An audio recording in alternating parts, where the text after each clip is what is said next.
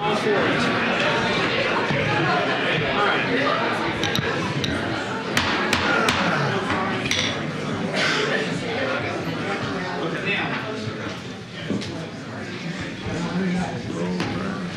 Well, employee appreciation.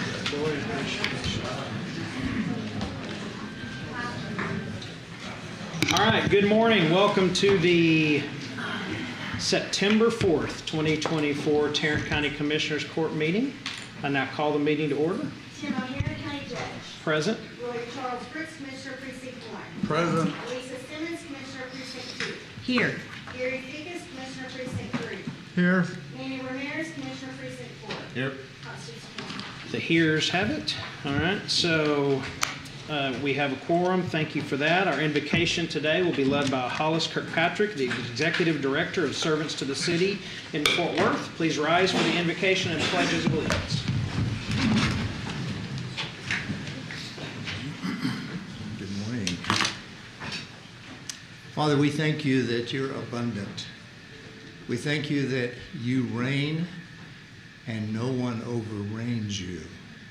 So we invite your reigning presence here today to govern over spirit, soul, and body, that your justice reigns and all injustice falls apart. Father, everything that you have designed us to be in your image, in your likeness, to bring about dominion from your kingdom, that's what we desire. So today we say, kingdom come, your will be done on earth in this court as your court is in heaven. In Jesus' name, amen. Amen. Thank you. Please join me in the Pledge of Allegiance to our flag. I pledge allegiance to the flag of the United States of America and to the republic for which it stands, one nation, under God, indivisible, with liberty and justice for all. And now the Texas flag. Honor the Texas flag. I pledge allegiance to thee, Texas, one state, under God, one and indivisible. Thank you. You may be seated. All right, do we have some announcements? Yes, sir. Good morning, Judge and Commissioners. Just a couple of quick announcements this morning. We have several items that we're going to hold until after closed session. Those are under reports and business, I-1 through 4. So I-1, 2, 3, 4, and R-1A. Those 5 items will be held till after closed. I believe we have received some audience participation on those items, so the court may choose to hear that audience participation before we go into close. Yes, it may. Okay, yes, sir. I-1 through 4 and R-1A, are those consent or non-consent? Those are currently non-consent. Got it.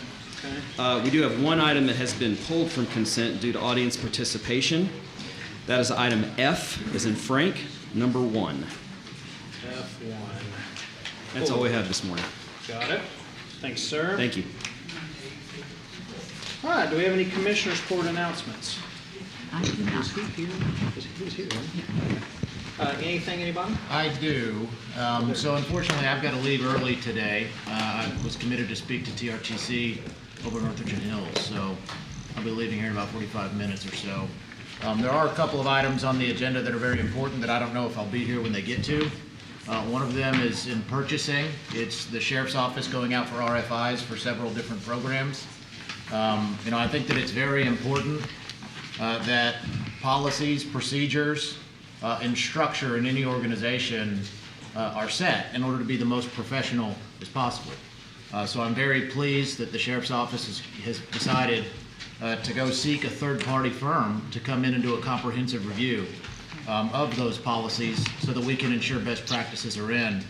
I'm also pleased that the Sheriff's Office is proposing to look at a body cam policy and bring body cams to every person in the jail. Additionally, it seems like there's a lot. Additionally, I'm pleased that the Sheriff's Office is willing to conduct a national search for our next jail administrator. I think that if we cast a broad net, we can truly get somebody who's got best practice experiences and somebody that can bring outside ideas to help better the organization. So There are a couple of other items on there. I think a mental and physical wellness program also. That to me is very important, just because I know if our jail staff and employees are physically and mentally fit, they'll be more confident and capable of performing their duties. So just wanted to make some general comments, just in case I'm not here for that. But I'm very, very supportive of comprehensive reforms in the Sheriff's Office. Thank you. Any other comments from commissioners?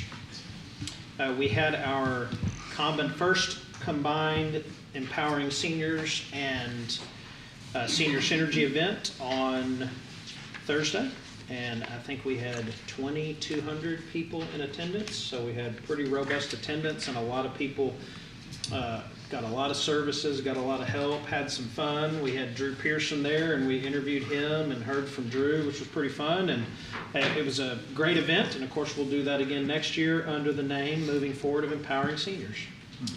And thank you to the commissioners that, I don't know who you all are, but for the ones that provided transportation for seniors in your precinct to get there, thank you for that. Next we have our employee recognition. So I'm going to call as we normally do, our 5, 10, 15, and 20-year employees. I'll call you by group and ask you to stand when we call your name so we can recognize you and thank you.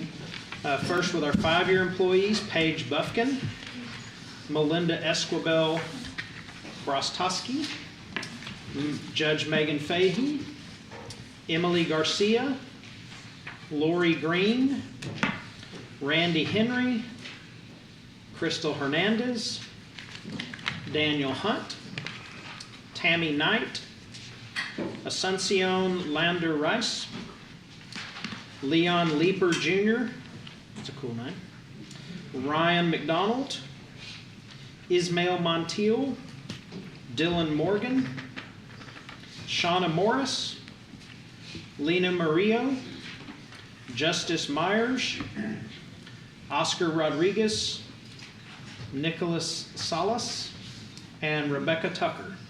Thank you all very much for your 5 years. We appreciate you.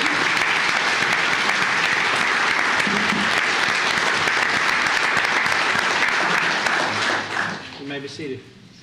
All right, now for our 10-year employees. The first is Bianca Aguirre. The next is Adriana Aguirre.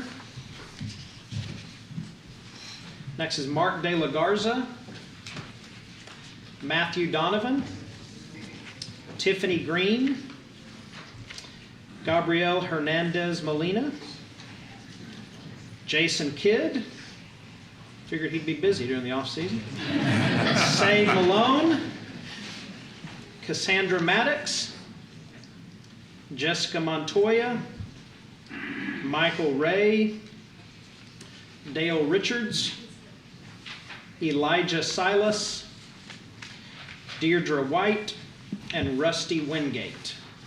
Thank you all very much. We appreciate you.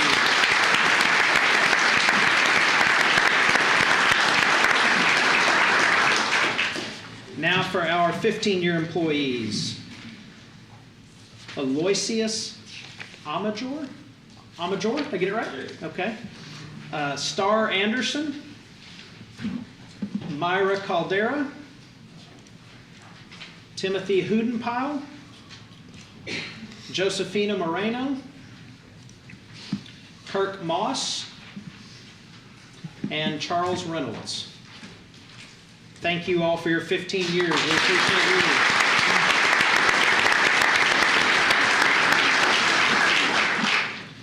Now for our 20-year employees. We have 4 20-year employees. First, Janice Davis. Janice with us. Debbie Mahan. Hi, Debbie. John Stubblefield. Hey, Jonathan.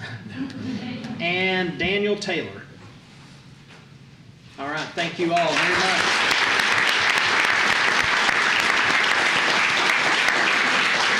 Years is a long time. Thank you for your service. So now we go to the 25 years where we have them stand individually if they're here and we read a little bit about them. I don't know if that's a deterrent for staying 25 years for the 15-year and 20-year employees or I'm not sure. First we'll start with Lisa Navarez. Lisa, are you here?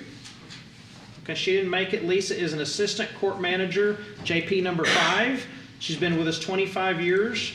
Born in Fort Worth, went to Northside High School, went to Tarrant County Junior College, of course now TCC, and Texas Wesleyan. She has 3 kids, all boys, ages 37, 33, 27. She wrote on there, "Yay me." What she likes to do for fun, spending time with family.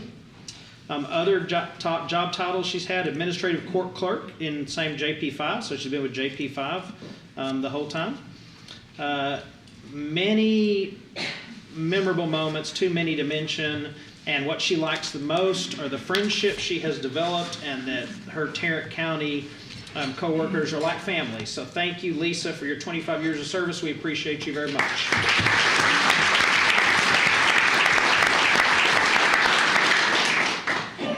Next we go to Angelica Sandoval. Is Angelica here? Is it Angelica or Angelica? Angelica, okay. You're a peer counselor, and you were born in Mexico City. Cool. You went to Pascal High School, also went to Tarrant County College.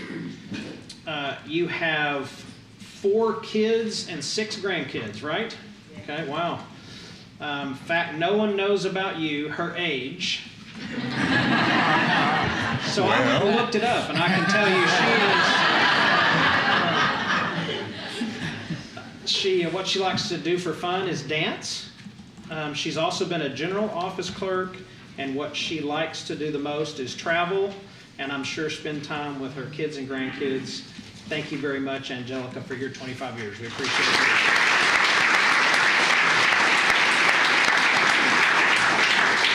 All right, next we have this 30-year employees. All right, Esther Goodwin. Esther, you here? Hi, Esther.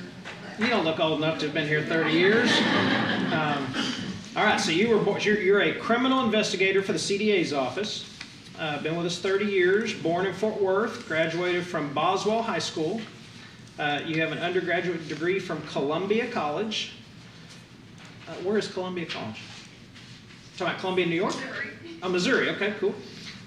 4 kids. This is cool. Age 19 and triplets, age 18. Pretty cool. 2 are at TCU, 1's in community college, and 1 is joining the Air Force. Excellent. In fact, no one knows about her. After having her triplets, she ran the Cowtown Full Marathon in 4 hours and 13 minutes. Pretty cool. She did that an hour after birth, which is, she's been married for 25 years. She likes to work out and go camping. She started with the Tarrant County Sheriff's Office as an ID tech. She's been a jailer. She's done operations. She's been assigned as a detective when the Crimes Against Children unit was established, and they developed mock abduction trainings. Her most memorable moments, she worked as an undercover officer at a local high school as a student when the abuse of heroin was on the rise, and she assisted in transporting Richard Lee Franks to the Texas Department of Corrections, who was convicted of the aggravated kidnapping of Opal Joe Jennings. So I bet that was quite memorable. What she likes the most, that she has accomplished working at Tarrant County for 30 years, all while watching her children go through their life season. She couldn't ask for anything more, and she's very thankful for it, and we are very thankful for you. We appreciate it.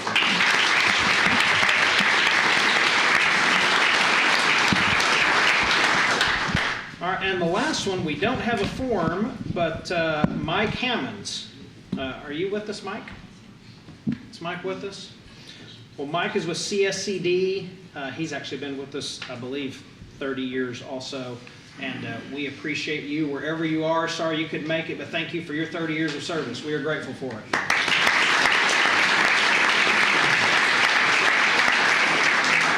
All right, do I have a motion to receive and file the employee recognition? So moved. Second. All right, we have a motion and a second.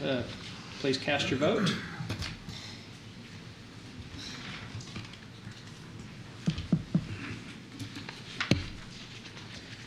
Oh, maybe I should. Gary, you voting on this one? Yeah. All right, that one passes unanimously. And next on the agenda, we have a proclamation for National Preparedness Month. Joining us today from the Tarrant County Emergency Management Office are David McCurdy, Esmeralda Sanchez, and William Wessel. And I will read this proclamation.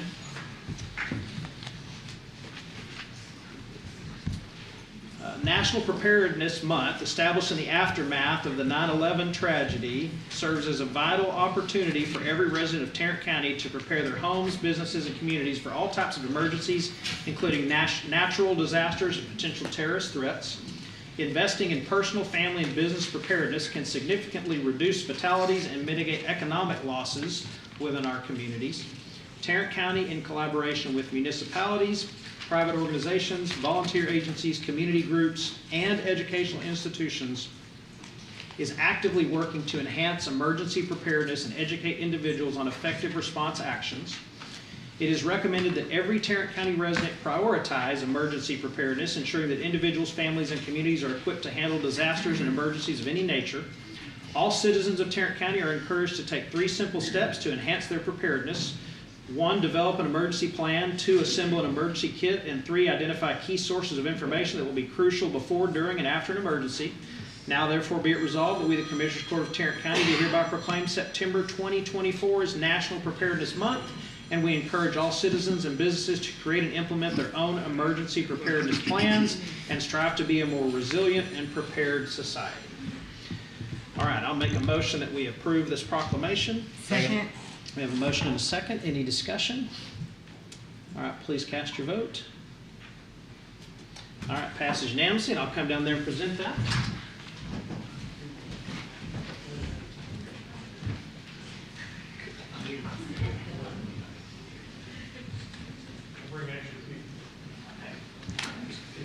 Stand there. Stand in front of you.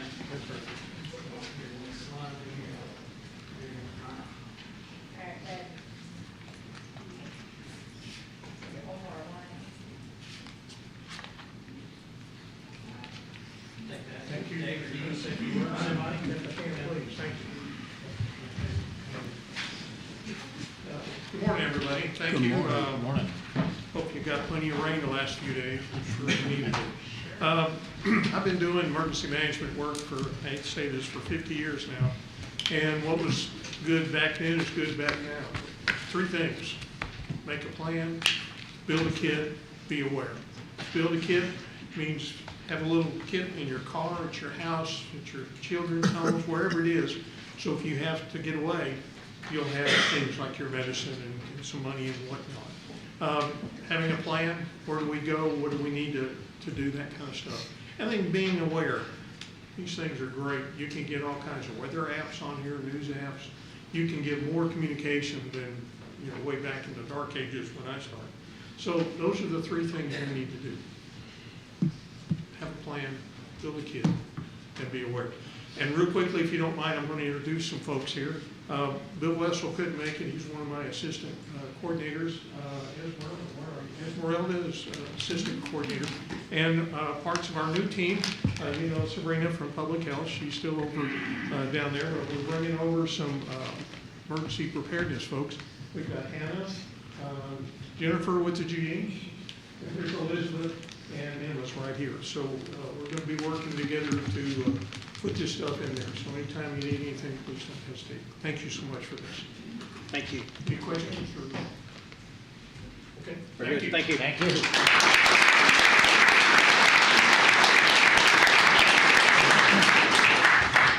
Next, we have a proclamation for World Suicide Prevention and Awareness Month from Commissioner Brooks. Thank you, Judge. We do have a proclamation regarding World Suicide Prevention and Awareness Month, and this is perhaps a good opportunity to lift up the new National Suicide Hotline number, 988. If you are approaching if you are considering suicide yourself or you know someone who is, there are resources to be had by dialing 988. Okay?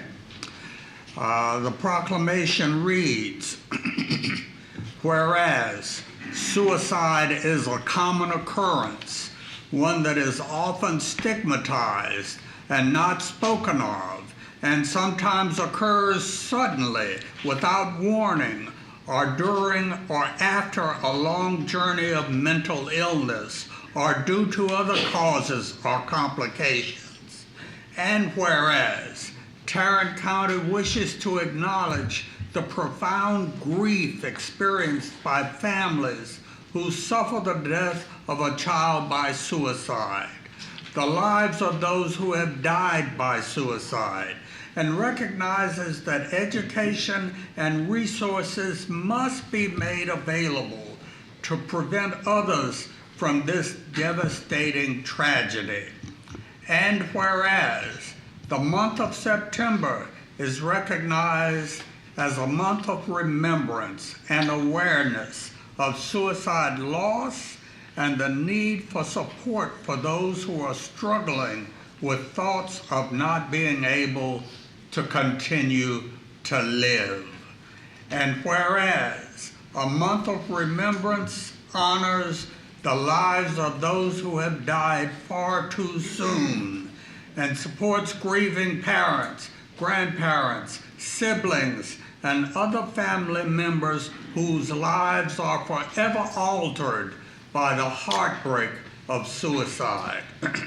And whereas increased awareness of the causes and impacts surrounding suicide loss may lead to a greater understanding, support, and resources in communities across Tarrant County for those parents and families requiring support and understanding during their time of grief. And whereas promoting awareness of the challenges faced by those parents and families is a positive means of establishing support and understanding. And whereas recognizing World Suicide Prevention and Awareness Month would enable the people of Tarrant County to consider how, as individuals and communities, they can meet the needs of bereaved mothers, fathers, and family members and work to prevent the causes of those deaths. Now, therefore, be it resolved that we, the Commissioners Court of Tarrant County, do hereby proclaim September 2024 as World Suicide Prevention and Awareness Month in Tarrant County and encourage parents, caregivers, and all residents to become educated in opportunities to prevent suicide and support bereaved families as they make others aware of this reality by working to value one another and to prevent another loss of life due to suicide. In witness whereof, we have hereunto set our hands and caused the seal of Tarrant County to be affixed this 4th day of September 2024. And Your Honor, I move approval of this proclamation. Second? All right, we have a motion and a second. Any discussion on this item? All right, please cast your vote. All right, passes unanimously. Here to receive this proclamation this morning are DeAndrea Dare, founder and executive director of Our Memory Grows, Aaron Graham, Dakota Greenfield Dunn, and Missy Salagi, all of Our Memory Grows, Lauren Butchek-Niesler, from the FEMA CFRT coordinator, Tarrant County Public Health, Latasha Jackson Program Manager, Jordan and Elizabeth Harris Foundation. Mackie Britton, founder, Healing After Suicide. Barbara Alderetti, lead professional facilitator, Healing After Suicide. And Mike Olson, crisis program manager, Lost Team, MHMR of Tarrant County. Y'all join me at the podium, please.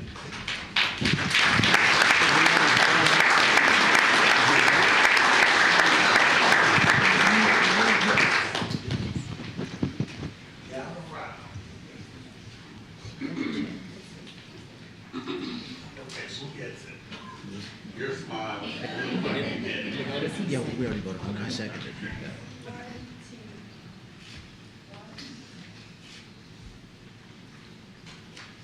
Please feel free to have some work. And thank you all for coming down. Thank you. A Memory Grows is a 501c3 based here in Tarrant County that provides retreats and special events for parents who are grieving the death of their child or children. It became very apparent almost 9 years ago when A Memory Grows was founded by the requests that we received from parents, not just in Tarrant County, but across the United States, that there was a need for focus on suicide loss. Our retreats are based on the age at the time of the child's death or by the cause. And so we focus on suicide, homicide, childhood cancer, as well as, thank you, as well as fentanyl poisoning. And we've worked with the 21 families in Uvalde after the Robb Elementary shooting. Although we have moved forward as a society, suicide is still highly stigmatized, and that creates even more isolation for families who are grieving. It makes conversations very difficult for those who are struggling. And so it is important that we come together, not just as individuals, but as the community of Tarrant County, so that parents may have a support system, children and adults may realize that there is hope, and we can come together to prevent further devastation.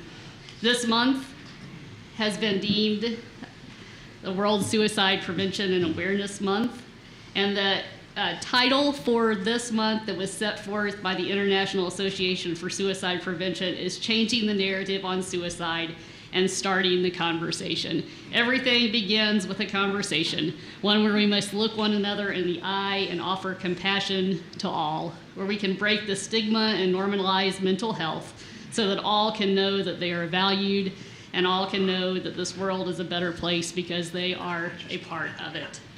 It takes all of us as individuals working together, as organizations standing together, and as communities binding together to have conversations, to tell the stories, and to save another person's life. These who are standing here with me today are gifts to the Tarrant County community. They have worked tirelessly long before Memory Grows came onto the scene to educate, to bring awareness, to provide resources, to have those difficult conversations, and to train all of us to be able to have those conversations, and also to stand by and be present as we honor and remember those who are no longer with us. Thank you so much for this proclamation and for recognizing the importance of this month and being willing to help raise awareness. At A Memory Grows, we talk about how we don't just move on, as the world sometimes asks us to do. We talk about how we carry on. We carry on because love doesn't die. It lives on in our hearts. And we carry on the light and the legacy of those that we have loved and lost, being propelled forward by their love. This morning I received an email from one of the parents who have come to one of our retreats. Her daughter's name is Hope. She said, "I had a dream of hope last night, and in the midst of that dream, I heard a powerful voice that said, 'You could not help her the way you wished, but now help those that you can.'" And she said, "I guess this is all of our mission now." And so as Anne, who is Hope's mom, has embraced that mission, as these who stand beside me have embraced this calling to care for our community, we challenge and invite all in Tarrant County to help value one another and to save lives so that devastation and this grief does not continue to carry on. Thank you. Thank you. Thank you.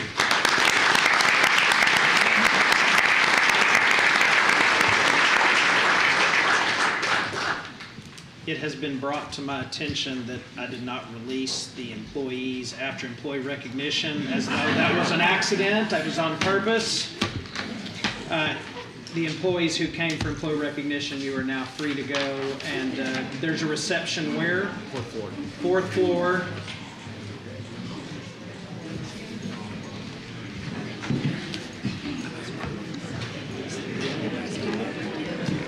Are you going now for good?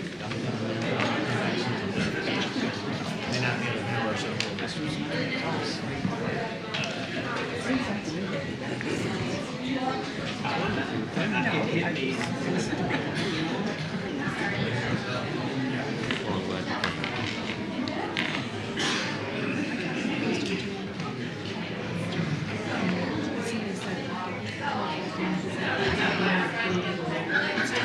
All right, the next item on our agenda is the consent agenda. The consent agenda has been amended by one item. Do I have a motion to approve the consent agenda as amended? So moved. Second. We have a motion and a second to approve the consent agenda as amended. Any discussion? All right, seeing none, please cast your vote. All right, it passes unanimously. That brings us to item 10A1, which is to consider out-of-state travel requests. Move approval. Second. We have a motion and a second to approve the out-of-state travel requests. Any discussion on this item?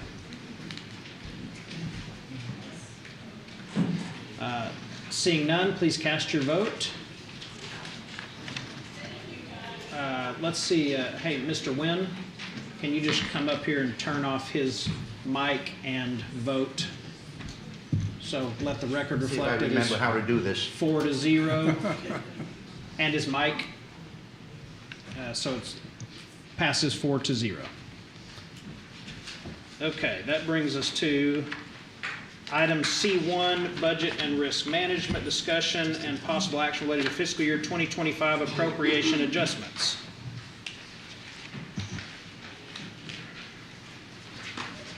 Good morning. Good morning. So I believe you have in your red folder a copy of the adjustments that we're making for the FY25 budget.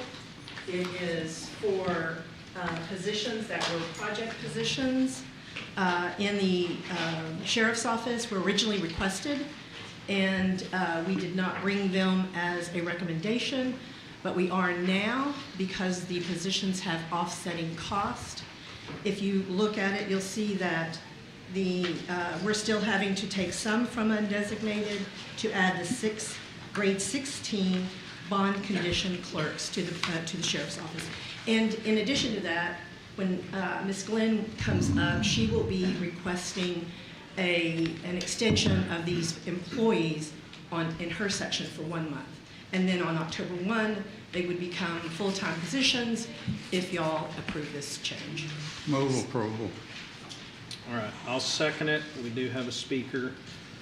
We have a motion and a second to approve what's presented. Any discussion? So this is for the FY25 budget? Yes, Or- ma'am. FY25 budget. Okay. It's in there, it was an original request and then removed when we asked for only positions that had offsetting costs. Okay. All right, we do have one speaker, Linda Hanratty.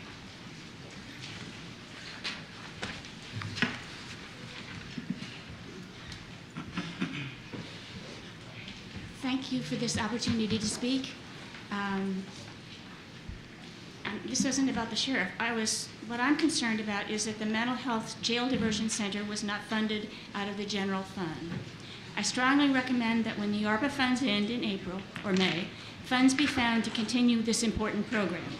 According to the sheriff, an estimated 60% of the jail population needs mental health services, making it obvious that we need to divert minor offenders with mental health problems from the jail to save costs and hopefully to stop these minor offenders from continuing to fill up our jail. If the county doesn't have sufficient funding for this program, perhaps the tax rate should not have been lowered so much. I am also concerned that community services that don't appear to be related to the opiate crisis are being funded with opiate settlement funds.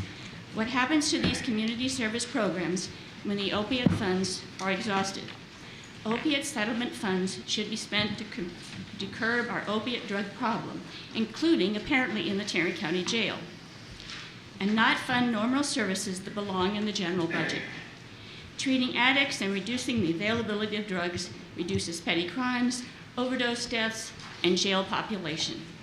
The county should seek to address the root causes of incarceration, including mental health and drug addiction, to reduce the jail population and thus jail costs.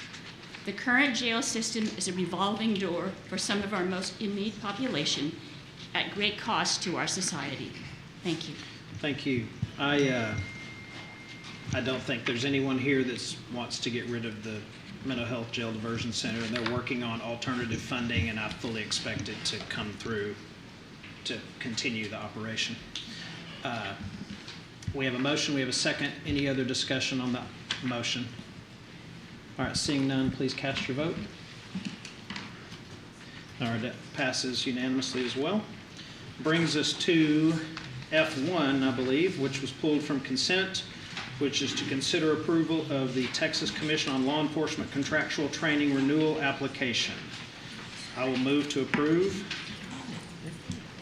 Do we have a second? Second. All right, we have a motion and a second. Any discussion before the speaker? The speaker is Julie Griffin.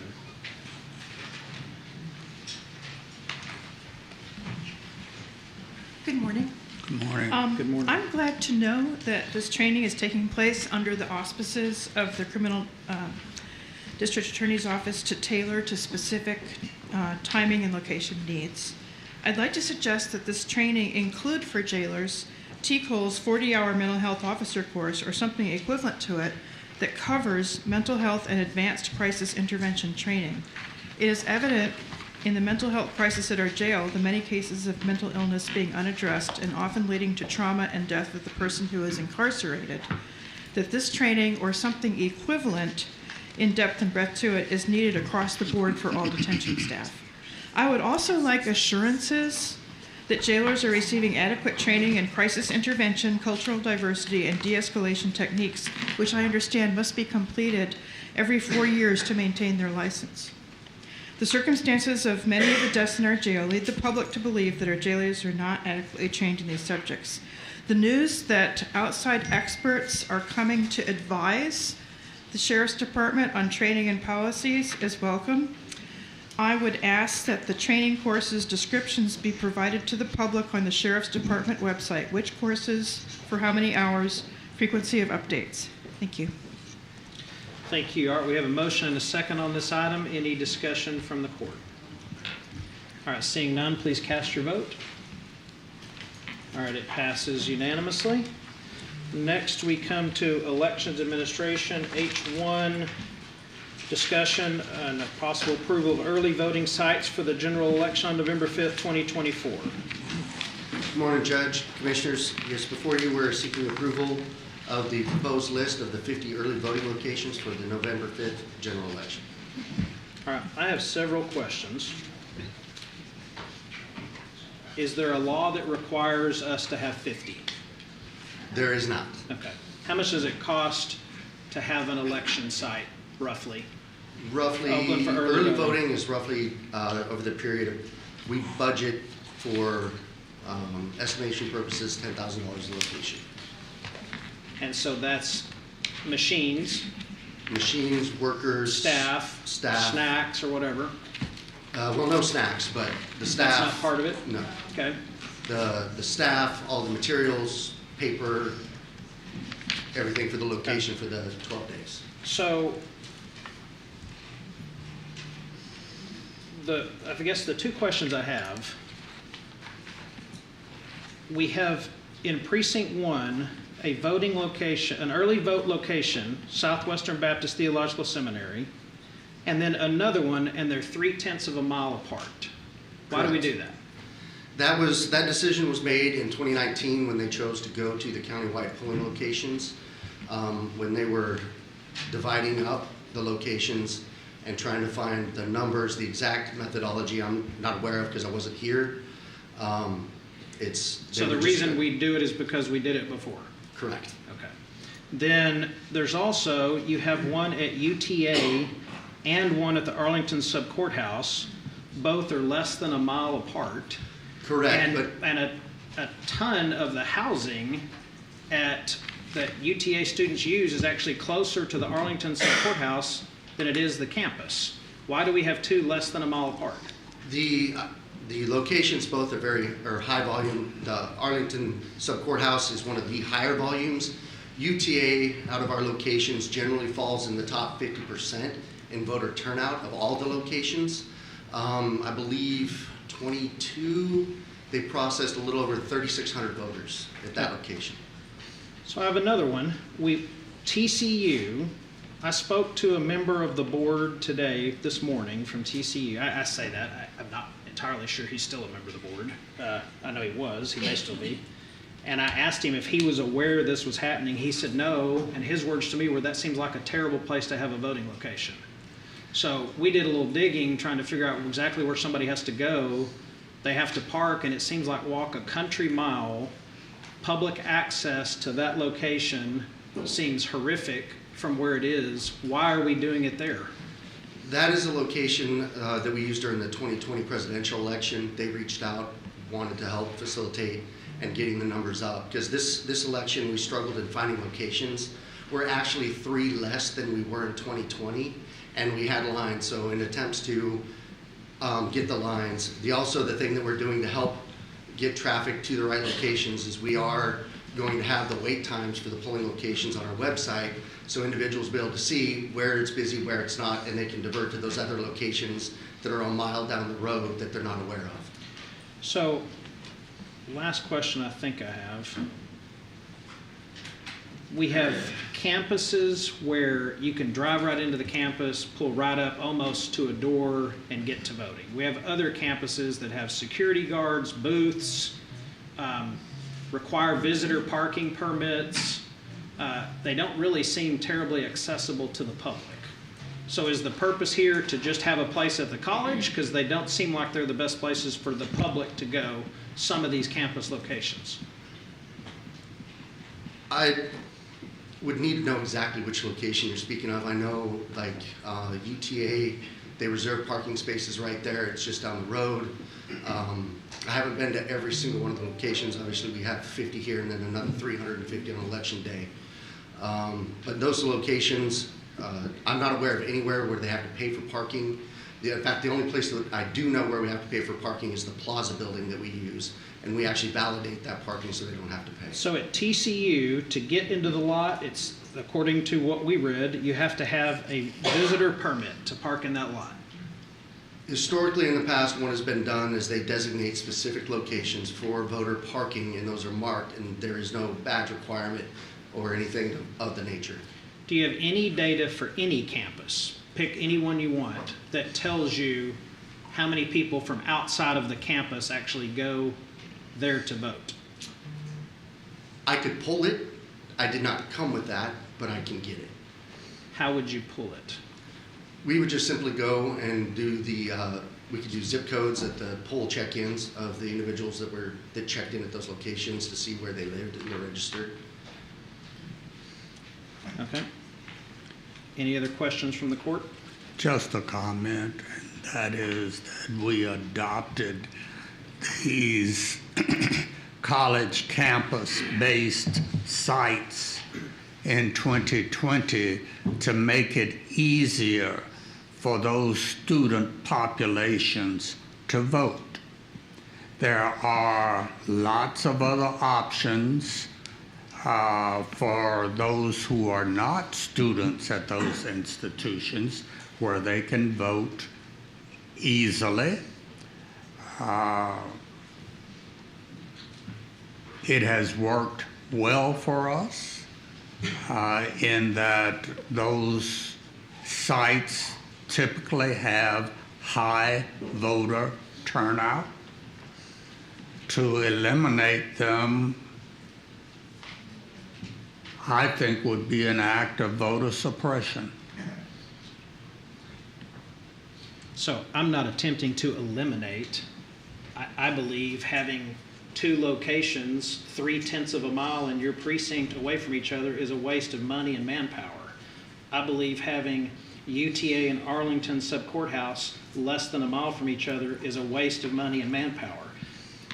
You two are both welcome of the two to pick the one you want. But having two locations literally a parking lot away from each other seems like an incredible waste of money. But I think what I just heard you say, if I'm correctly, is the purpose to have them at the student locations is to get more students to vote. Are there any other locations that we have anywhere in Tarrant County where we specifically are trying to get a group to vote, and that's why we picked the location? I would suggest that all of our voting sites are targeted to get specific people to vote. That's why they're in specific neighborhoods. So I think the purpose of choosing locations to vote is to give the biggest access to the public, and some of these campuses do not provide the best access to the public. But I do see that it is definitely an attempt to get more students to vote. I don't believe that's the role of the Commissioners Court to go make sure we get more of this group to vote or more of that group to vote. That's up to voters, political parties, candidates, saying we're going to pick this group and try to make sure more of them by doing this here. That doesn't seem like the right way to run an election. That seems like it's trying to favor one group over another, not voter suppression. It's not trying to favor one group over another. It's trying to make it easier for people to vote. And that is the job of this Commissioners Court, to make it easier for everyone to vote. For the court's information, 49 of the 50 locations were also used during the primaries and during the entity election this year. But you don't have a reason why it's 50 other than that's what we've done before. There was no analytical study done. There was nothing to say we got to have a location for every 27,000 people or 105,000 people. This is just what we've done before. This is what we've done and what is available.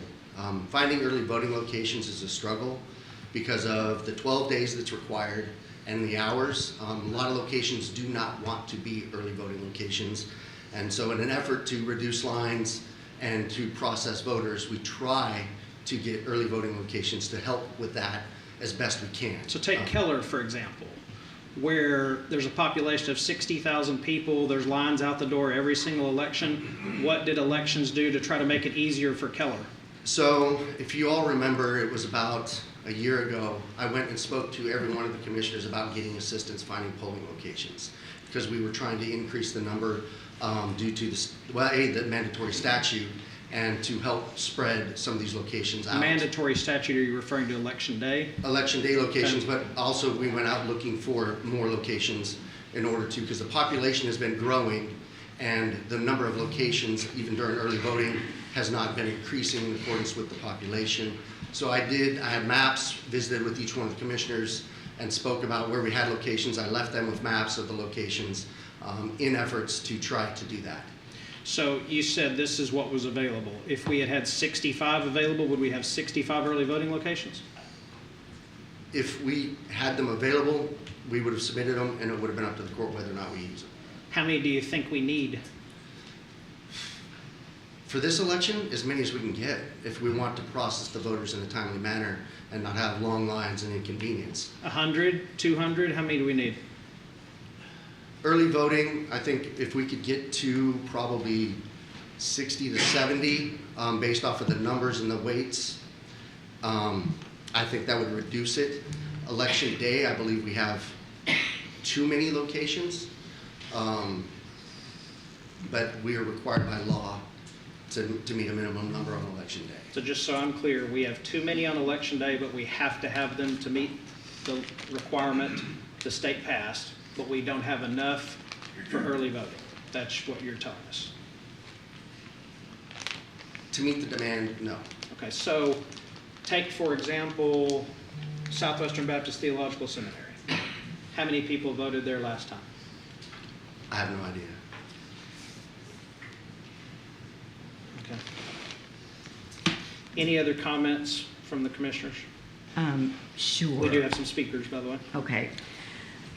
Arlington remains the largest city in the United States without mass transportation.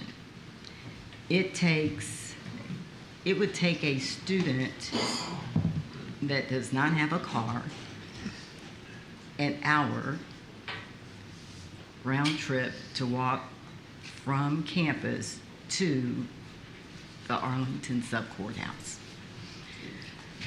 Access is the issue here, and it is the responsibility of this Commissioner's Court to make voting accessible to all of the public. Most UTA undergraduates don't have vehicles. There is an unpaid parking lot right across the street from the Maverick Center. Voters can park there that aren't from campus can park there for free and walk across the street. So I would be opposed to eliminating UTA for early or election day voting. So you said it would take an hour for somebody to get to UTA to the Arlington Subcourthouse? On foot. Okay, so it's 0.8 miles from UTA to the Arlington Subcourthouse. You think that takes an hour to go 0.8 miles? I think so. Okay. According to Apple, which I can usually walk faster than this, it takes 18 minutes if they were walking. Now, if you take the apartment complexes that are off campus in the downtown area, they're much closer to the Arlington Subcourthouse than UTA. So it wouldn't take them to walk from their home an hour to your Arlington Subcourthouse. So 40 minutes round trip, they have to stand in line to vote and come back. So that amounts to an hour. Okay. All right, we do have some speakers. If there's no comments, I'll move to that. Do we have a motion? No. I move approval of the early voting site. Second.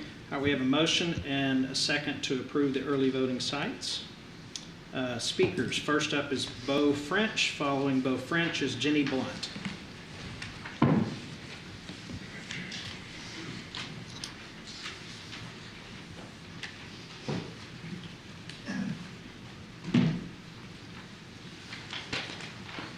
Judge O'Hare, Commissioners,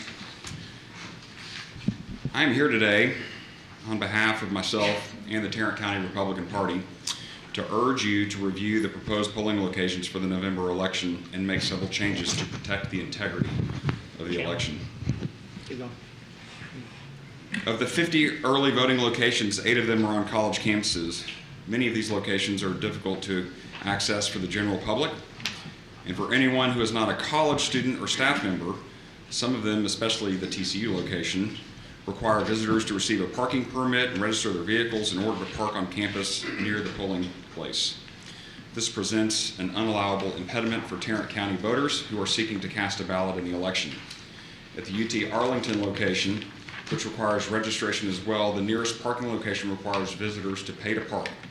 It is unacceptable to force our citizens to pay for access to polling places. I believe these locations must be removed to ensure the free and fair election with equal access for all voters. Furthermore, these college locations primarily serve a small segment of the population. Our polling places should be selected to be broadly accessible to our citizens. Even presuming that these locations serve the purpose of catering to the small segment of the population who are college students, most of these college students are not registered to vote in Tarrant County. This fact only underscores the point that these college campus polling locations are not suitable for the November election. However, The election day polling locations are also unbalanced, providing a substantial partisan advantage to the Democrat Party. While the early voting locations equally balance the Republican-heavy Commissioners Precincts 3 and 4, with the Democrat-heavy Commissioners Precinct 1 and 2 providing 25 to each, the election day locations are unfairly skewed.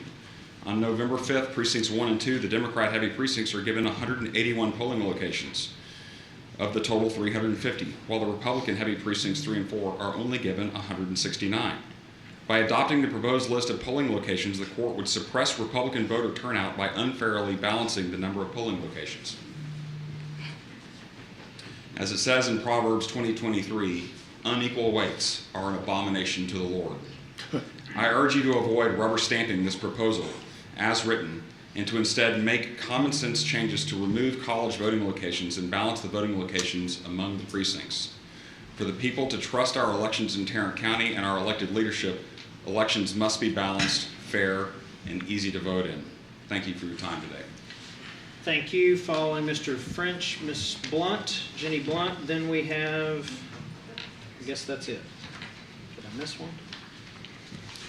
Good morning, Commissioners. My name's Jenny Blunt, and I was kind of going to speak on the same thing Bo just did, and Clint actually answered a lot of my questions when he said that it's basically free to park everywhere that there's a polling location. Is that true?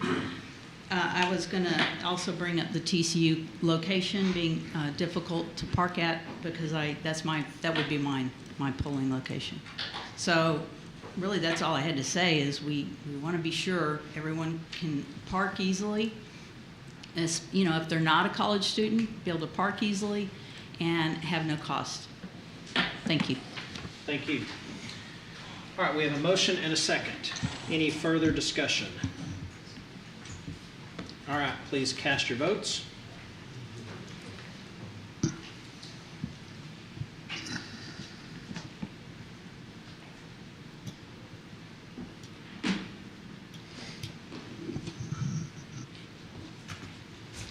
All right, it's 2-2. It does not pass.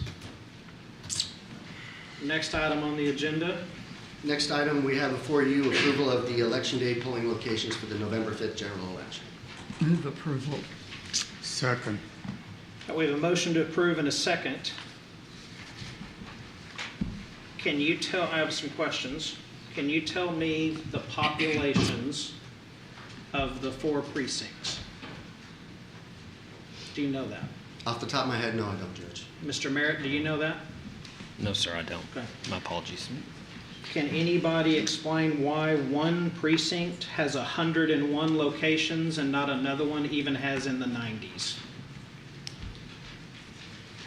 Again, that goes back to 2019 when we were doing the polling locations and we went to countywide polling. A lot of those polling locations were based on precinct-based voting because those were in the precincts at the time. I believe at the time that Precinct 1 may have had more voting precincts due to the population density, and therefore there were more locations. The agreement, my understanding, back in 2019 when we switched was we were not going to reduce the number of locations until we had sufficient time to achieve more data, go back and reevaluate, and potentially would look at reducing the number of locations. Then recent legislation has removed the ability to go below 50% of the voting precincts, which caps us at 347 locations is the minimum that we're allowed to have. Right. 2019, I believe we had in the neighborhood of 334, I don't have the exact number off the top of my head, but we've had to increase as the number of precincts have increased and to meet that number of locations. Again, I am very aware that we have a lot of locations that are close to each other. I'm also aware that there are locations that a mile down the road, there'll be an hour wait, and this other location, there is no wait. In order to help with that, that is why we've been pushing to get the wait time so voters can be aware of when and where there are waits to help push out and spread the population amongst the polling locations. So I heard all of that.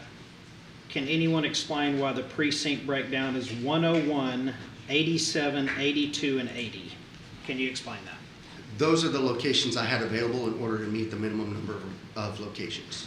So are you telling me there were locations in precincts 2, 3, or 4 that you would have chosen instead of the ones you chose in 1 to get to the number of 347? Not that I'm aware of, no. Okay, so you said those are the ones available.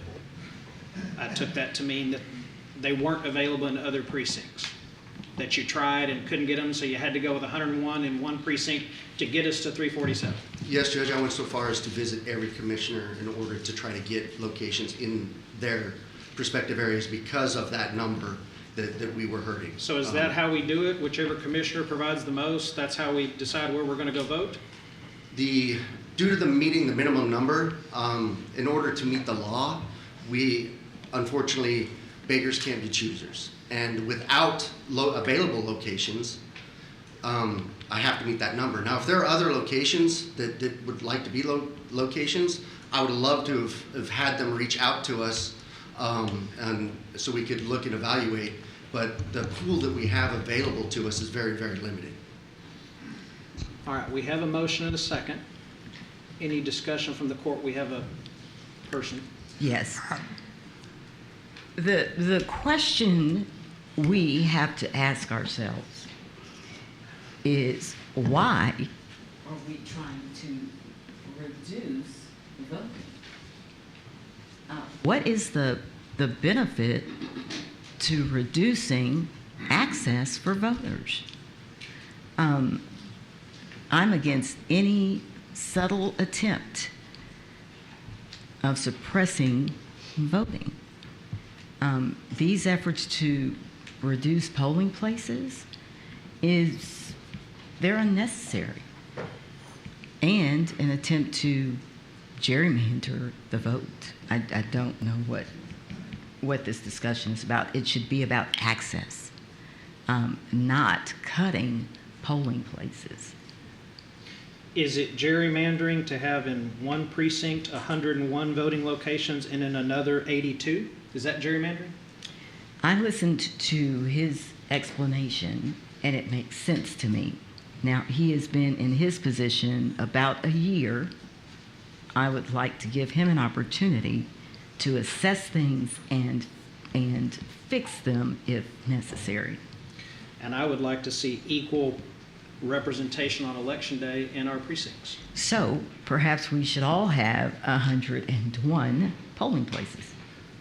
Or perhaps we should all have 84. I mean, we can go back and forth all day long on this, but having one that has 21 more than another, your own, and 19 more than another, if you're concerned about voter suppression, having 101 in one area and 82 in another, are you not concerned that that's voter suppression? I am not. Why not? I'm not. Can you tell us why that's not voter suppression? I am. So I have how many? You have 80? 80. I am aware of each of my polling places. They are positioned where the community wants them. They are positioned where city leaders in my precinct want them. If there were a problem, I would hear it from elected officials, which I have heard, and I would hear it from the public. And so if they wanted more, I would add more. All right. Any other comments from the court before we bring our speaker up? I would point out perhaps two things. The first being that at no time during my 34 years of service to Tarrant County have I ever been a part of a majority on this court. So the fact that Precinct 1 has more voting places than any other precinct is a function of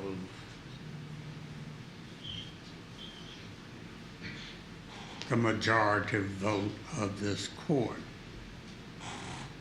which at no time has included more than 2 Democrats. Most of the time it was only 1 Democrat.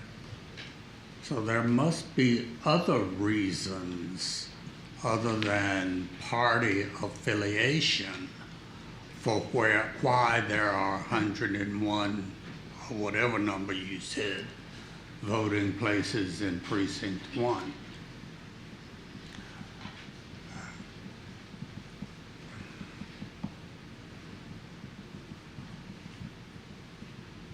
The other point that I would just like to lift up is that the Republican Party is now on record as not wanting to facilitate the voting by college students, and that is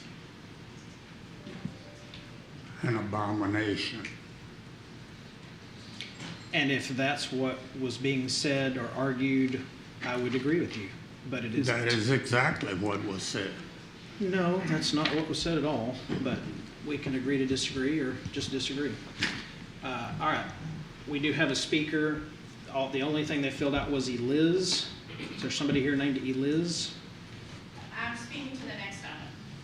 Item 3. Voter pay? Yes. Okay, my apologies. Couldn't quite tell from the form. I'm sorry, I can't write decently. That's okay. Are you a doctor? All right, then we have no more speakers. We have a motion. We have a second. Any further discussion? All right, please cast your votes. All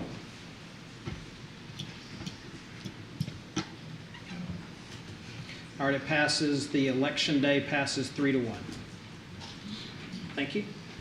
All right, and the last item that we have is a request for the Commissioners Court to approve a raise in the poll worker pay for FY25. The raise has been budgeted for and is in the recommended budget. We are looking at raising the wages for a judge to $18 an hour and a poll worker to $15 an hour. So move. Second. We have a motion and a second. Any discussion? All right, we do have, I believe, 2 speakers. Miss Eliz, if you'll step to the podium and give us your name and where you live. And then following Miss Elizabeth, we have Geraldine Jackie Cox. Sorry. Good morning, Commissioners. Morning. My name is Elizabeth Miller. I'm a resident of Bedford, and I am one of the people who works for Ballot Board and Signature Verification Committee. And I just wanted to take this opportunity to let you guys know a little bit about who does that. If you approve this pay increase, don't worry.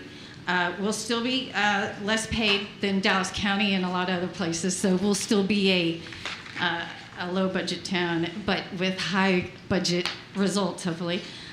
These people who do this, who are, some people don't know that these are the people who, I'm talking about the people who are at Tarrant County Elections Headquarters, who are counting the votes on election night.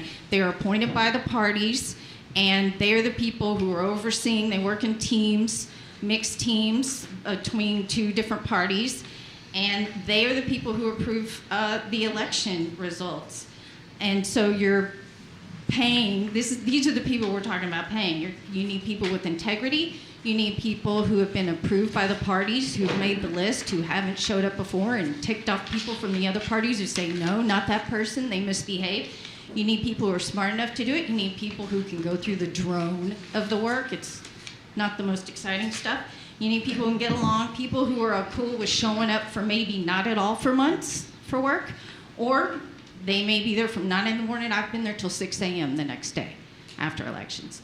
So it's, for example, the last time I went down there, I'm disabled. I don't have a car.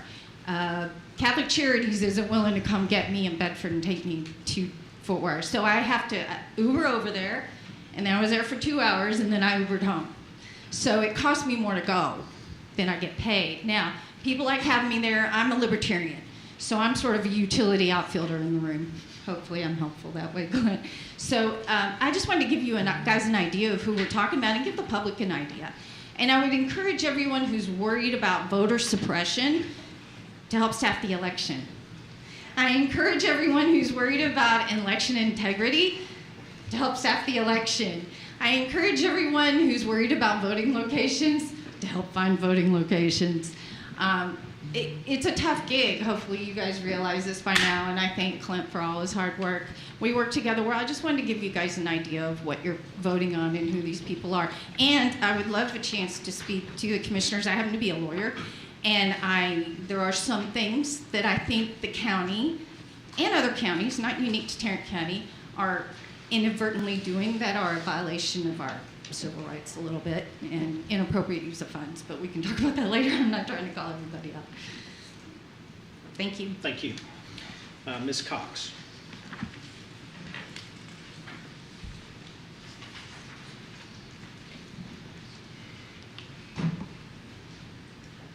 Thank you. I'm Geraldine Jackie Cox, Commissioner Brooks Precinct.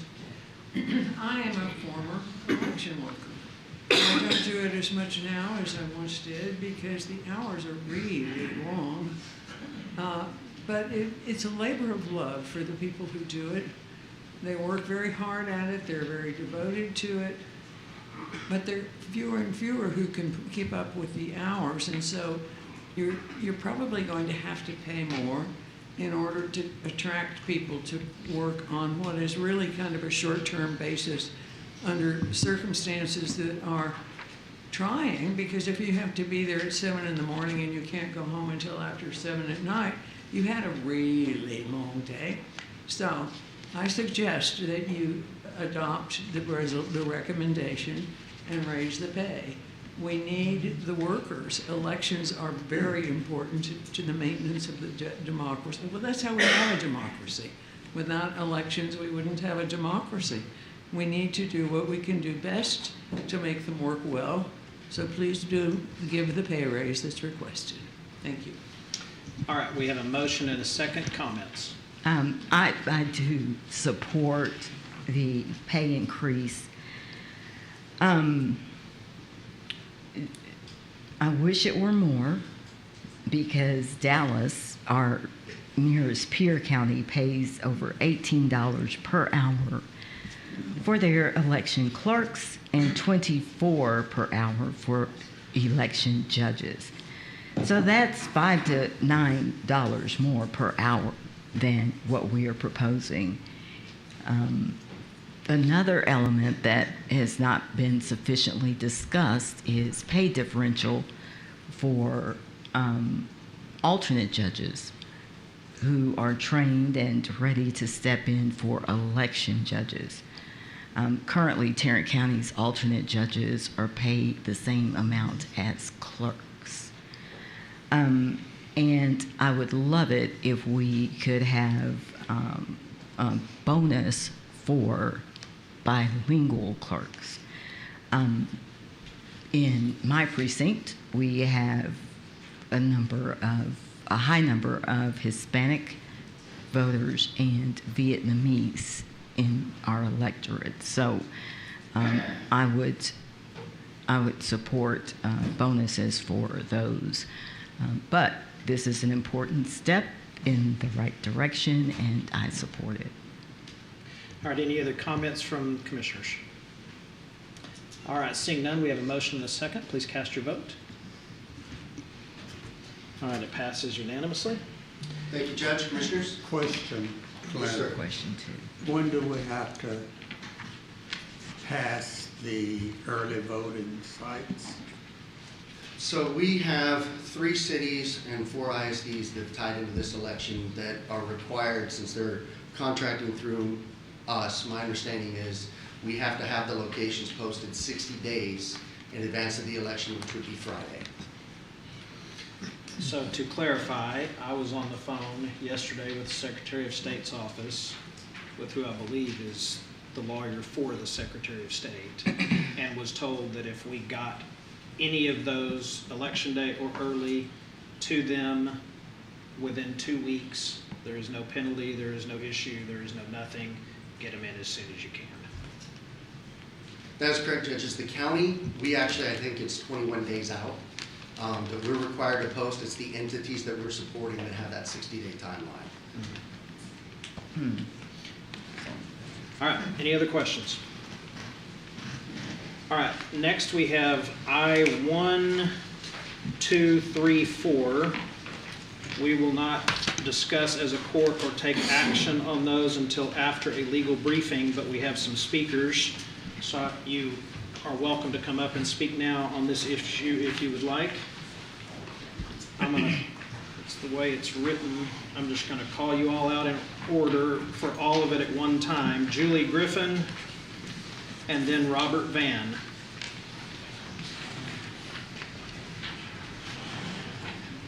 Hello. Hi.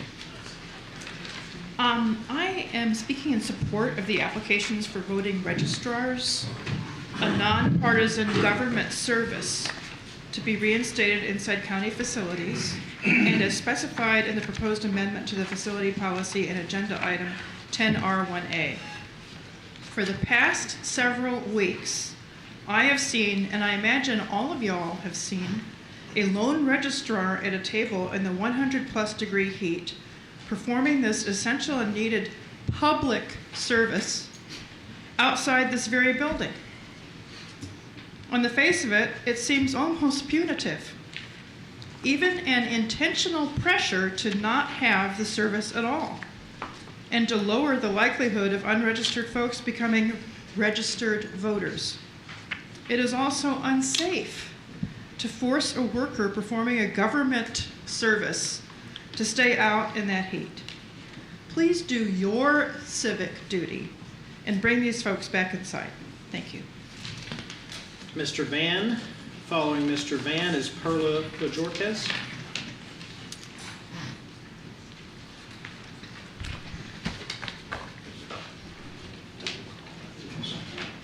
Thank you for the opportunity. I'm going to be very brief. I'm a VDR for Tarrant County, and I've watched the folks outside in the heat trying to do their job. I urge you to change back to the procedures that have been done in the past and allow the volunteer registrars to work inside of the building where the temperatures are controlled and where they actually get more people to come to them and register the vote. I think it's really important. Thank you. Thank you. Judge. Following Ms. Bajorquez. My name is Daniel Taylor. I would like to speak to this, but I got here 5 minutes too late to sign up ahead of time. Okay, that's not how we do it. Ms. Bajorquez. You can speak during public comments, which will be after this item. Well after this item, but it'll be before any action is taken. Thank you. My name is Perla Bajorquez, and I'm running for state representative in House District 93 in North Fort Worth. I just wanted to let you guys know in the 87th legislative session, Senate Bill 1, Section 1.0015 states its intent was to apply code and conduct so elections would be uniform and consistent. It also states in that same section that we are supposed to promote voter access. So just think about that. In Election Code 85.02, it states that a polling place must be inside of a building. So if we're thinking a polling place needs to be inside of a building, why are we having the same people that we're having register these voters outside, standing in the rain like dogs? Consider that. Today it's raining. Everything is done on paper, not electronically. So if anybody is outside registering voters today and not inside a building, that's useless, in my opinion. So just with those 34 pages of Senate Bill 1, there was 0 in there that said registration organizations or VDRs had to be outside of building. If you look at all of the election code, nothing in the election code states VDRs have to be outside of a county building. So I would suggest you guys look at the laws and the codes that are in place, and none of that states that they should be outside. So denying these organizations the access to promote voters registration is an injustice, and just what I've heard today, I want to recommend that you guys trust the people that you have installed to do the jobs that they do. Mr. Ludwig is a veteran. So if you're sitting here telling him, a veteran of the United States, that you don't trust him with the polling locations that he has for early voting at the day of, who are we trusting? If not the people that we hired to do the job. He is the specialist to consider all of the polling locations. It doesn't matter if you're in Keller, it doesn't matter if you're in South Arlington, it doesn't matter if it's Tarrant County. We should be just representing everybody, regardless of political party, regardless of religion, regardless of your class or socioeconomic status. You should have access, and it should be free and fair. Thank you. Thank you. Following Mr. Bills, we have Gerald and Jackie Cox. Ms. Cox, I have you signed up to speak on, I guess, 3 in a row, maybe? 1, 2, 3. 3, so I'm actually going to read bills after this, and then I'll go to you, and you can stay up there and do all 9 minutes if you want to. Basically, Julie pretty much said everything I was going to say, but one thing is just the optics of having a voter register outside of outside in the heat or the rain or whatever, just is a bad look. I mean, as far as there's really that's pretty much all I have to say there. But also the county courthouses are the perfect place to have a voter registrar, because when somebody is new to the area, they end up having to come in, they have to register their car and all that, so that's a perfect place to have a voter registrar. All right, thank you. I said I was going to call read bills next. Actually, you're the next item. So now I will go to Ms. Cox. You are down for 3 different items, so you can just stay up there and address them all, and you have 9 minutes if you want to do that. All right, thank you. I first wish to address the Battleground Texas application, and I would want you to note in relationship to that application that it was filed on August 6th. Now, a month later, we're looking at approving or disapproving the application, but they wanted to start doing events on August 7th. So they've lost a month of their possible time by the delay in the application process. The places where they wanted to work were the Northeast Courthouse, the J.D. Johnson Northwest Sub-Courthouse, the Sub-Courthouse in Arlington, the Sub-Courthouse in Mansfield, and the Dion Bagsby Southwest Courthouse. That's a lot of territory that they were offering to cover, and a lot of services that we may have missed by their not being heard sooner. I urge you to expedite the process. We need to figure out some way.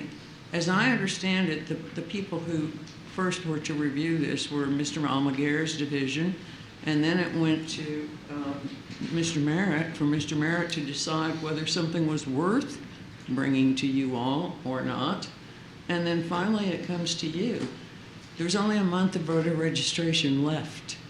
From the time when these applications were filed, when there were 2 months, we're now down to only 1 left. So I urge you to do what you may to expedite this process. And I'm not sure where we are for scheduling, because there are other groups who want the same space. So something is going to have to be worked out as to scheduling, and apparently no attention was paid to that problem. Jolt is asking to provide services at J.D. Johnson Northwest, Sub-Courthouse in Arlington, Charles F. Griffin Building. I think isn't that in your district, Commissioner? Yes, ma'am. It's the downtown, or downtownish It's at office. Miller and Barrett. Yeah, okay. Well, so there shouldn't be any double duplication for Miller, but yeah, I'm just not sure where we stand with relationship to getting these people in, but we need to do it quickly. I think this group, I'm sorry Mr. Ramirez isn't here, this group works extensively with Hispanics. That's certainly a population whose needs we need to address. Although, when you're a voter registrar, you can't ask, and these people are all working under the direction of the voter registration office. So there shouldn't be anything regarded as partisan about this process. It's whoever comes up and is interested in registering, you offer your services, but you don't proselytize on politics. I'm sorry I was cut off. I didn't have time to talk about the third one. May I have a little more That's time? your 3 minutes, so you can keep going. Thank you. All right, the last first was Texas Freedom Network. Texas Freedom Network also wanted to provide, well, actually, Texas Freedom Network only wanted to provide services here in the DK Manius Administration Building. So the person who was their volunteer is obviously the person who talked to some of the press and lamented the fact that when he was outside, nobody wanted to slow down in this heat to register to vote. And he signed up to work from 8/9, 8/12, 8/16, 8/19, 8/23, 8/26, 8/30, 9/2.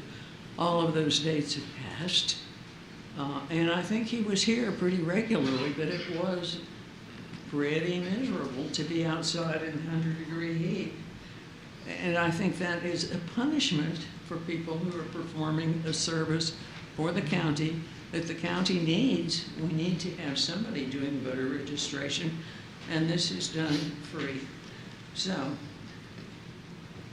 I hope that you know, it may be premature for me to talk about Commissioner Simmons' recommendation, but...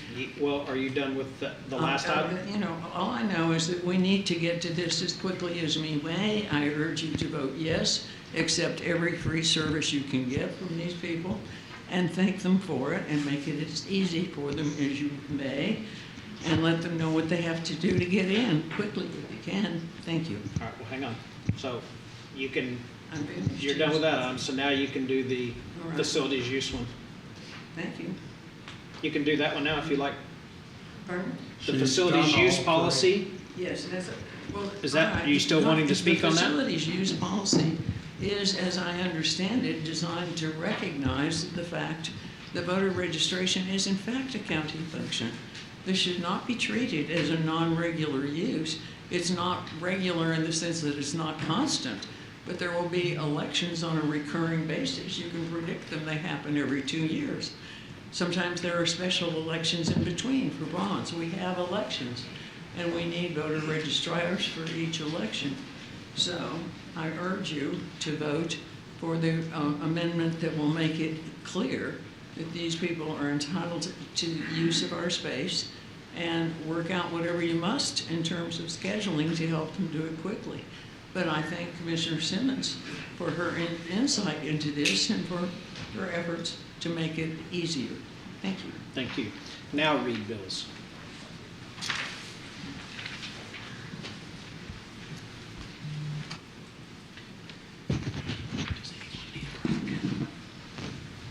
Yes, I'm speaking on 10R1A, the amendment, rather than the, I'm sorry? I'm speaking on the amendment item.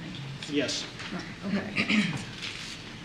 My name is Reed Bills, and I am speaking on behalf of the League of Women Voters of Tarrant County. The League of Women Voters is a nonpartisan grassroots organization working to protect and expand voting rights and ensure everyone is represented in our democracy. We support the amendment proposed by Commissioner Simmons because the League's mission is to ensure that all U.S. citizens have an opportunity to exercise their constitutional right to vote.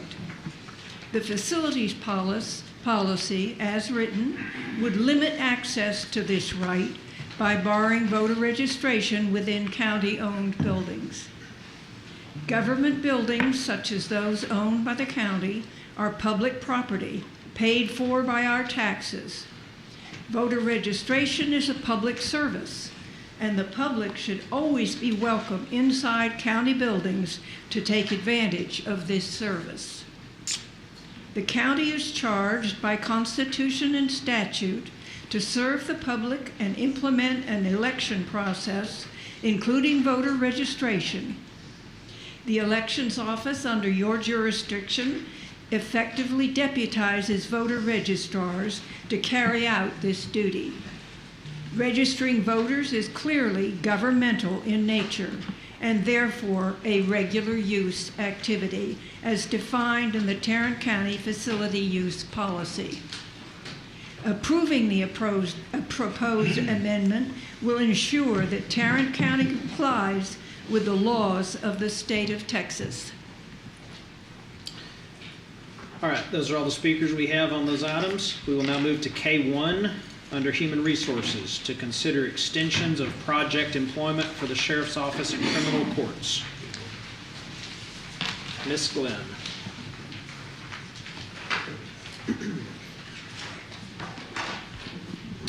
Good morning. So this is the item that Ms. East referenced when she was before you earlier. Again, and Ms. Blake is staying put. But the request, as outlined in your court communique, is to approve extension of project employment for 8 positions in the Sheriff's Office, 1 position in criminal courts. If approved, this extension will end at the end of this fiscal year, again, as explained by Ms. Geese. The cost of this extension, or these extensions, pardon me, to the general fund will be approximately $116,000. All right, any questions for Ms. Glenn? All right, I'll move to approve. Second. We have a motion and a second to approve these extensions. Any discussion? Yes. So the position in criminal courts is not part of my recommendation for the FY25 budget. So I don't know what that date, if that goes on for 2 years or just 1 month. So it's my understanding that the position in criminal courts, that the request is to approve the extension through the end of this fiscal year, and then that position goes away. That's my Through understanding. the end of this fiscal This year, fiscal meaning, year. meaning The end 3.5 of- weeks? Yes, the end of September. Again, that is not part of the FY25 recommendation. So I don't know if that position needs to. It's my That's understanding. HR. Yeah, it's my understanding that that position will go away in 3 weeks in criminal courts. But the other Okay, yes. positions, as Ms. Geese explained in the sheriff's office, become at least 6 positions that are currently filled in the sheriff's department become full-time positions, become full-time employees effective October 1st. I need to correct. That was in the original budget, FY25 budget request that was submitted to you. So For the criminal just, courts. just, go ahead. That was in the original FY25 presentation on the budget hearing. The criminal courts position? Yes, yes. But you took it out? It is, a position has been created, has been requested in the FY25 budget. Okay. So Correct what I to just said. clarify what is before us now Yes. is extending project employment through the end of this month. Correct. And the criminal courts position ends at the end of this month. The project position Yes. ends at the end of this month. Okay. Yes. And so Helen, I guess, what is not part of the 25 budget? So the request that criminal I- position? What I submitted to y'all today covers the sheriff's office. Uh-huh. The criminal courts was in the original budget request that was presented to y'all at the budget hearing. And it's Correcting still what I there? just said. It's still there. It's still Okay. there. Yeah, talk. I'm not real sure. Yes, we're okay. Okay. Sorry. All right. We're okay. I think we have a motion and a second. You do. Okay. Any discussion from the court? All right, please cast your vote. All right, that passes unanimously. Thank you. And now we move to purchasing. The first item is an RFP for the annual contract for audio-visual systems renovation for select county facilities, which I believe includes this court. Yes, it does. Can you give us a brief overview of what exactly this would be doing for this room and the communication and audio and visual and everything else? It covers all of the equipment, services, and it's going to take. I guess a better way to ask the question is, what is it doing? I don't want to just know it covers equipment. I want to know what changes are being made. What's the difference between what's in this and what we have now is really what I'm asking. So we have IT here to give out details if we need to. It was a poorly worded question.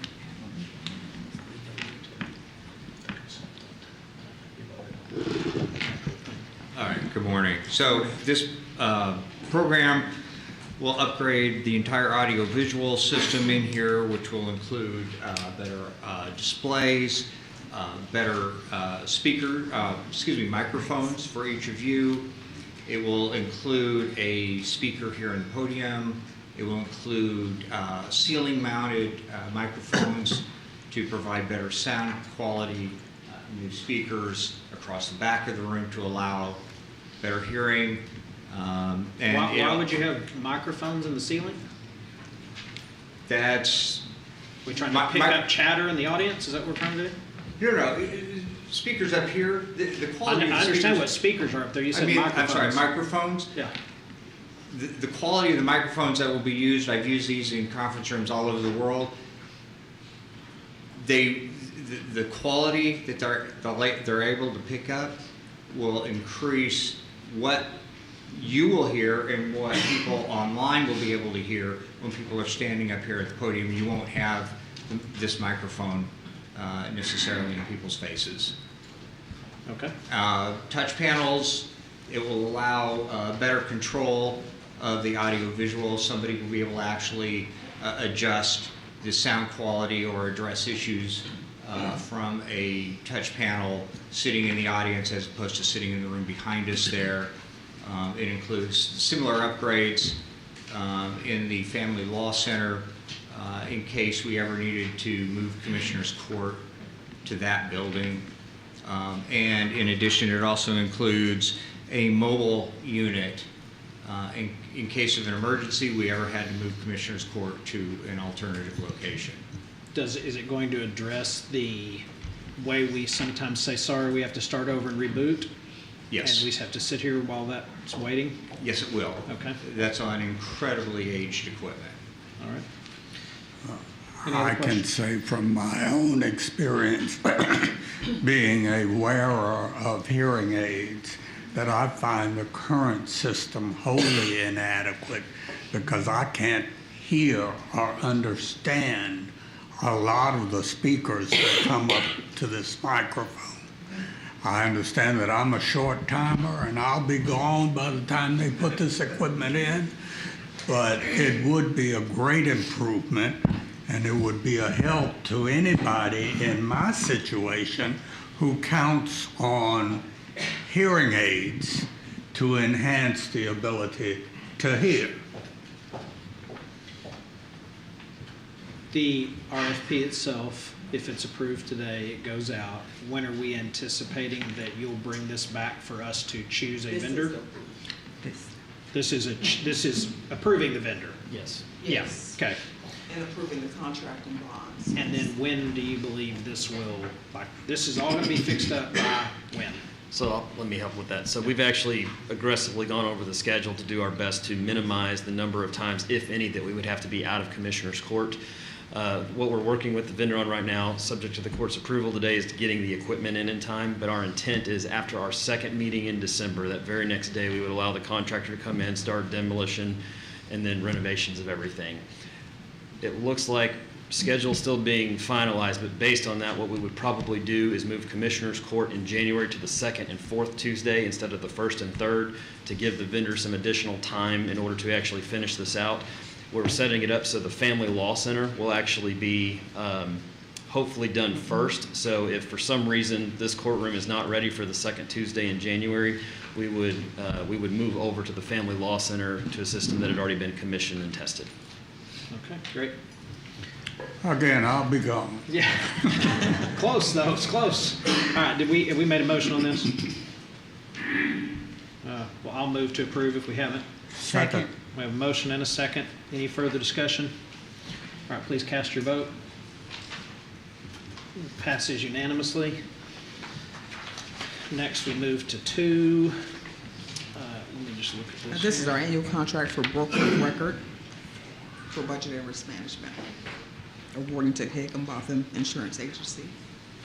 This is for insurance. Yes, for liability insurance. Move approval. Second. All right, we have a motion and a second to approve item number 2. Any discussion? Please cast your vote. Passes unanimously. The next one is service organization control audit for the tax office. This audit is performed once every 4 years, awarding to Whitley Penn per the terms of the contract. Move approval. Second. We have a motion and a second. Any discussion on this one? All right, please cast your vote. Passes unanimously. And the next one is for our annual contract for the financial audit for Tarrant County. Move approval. Second. We have a motion and a second. Any discussion on this? This is a change in our auditor. That's correct. Yes.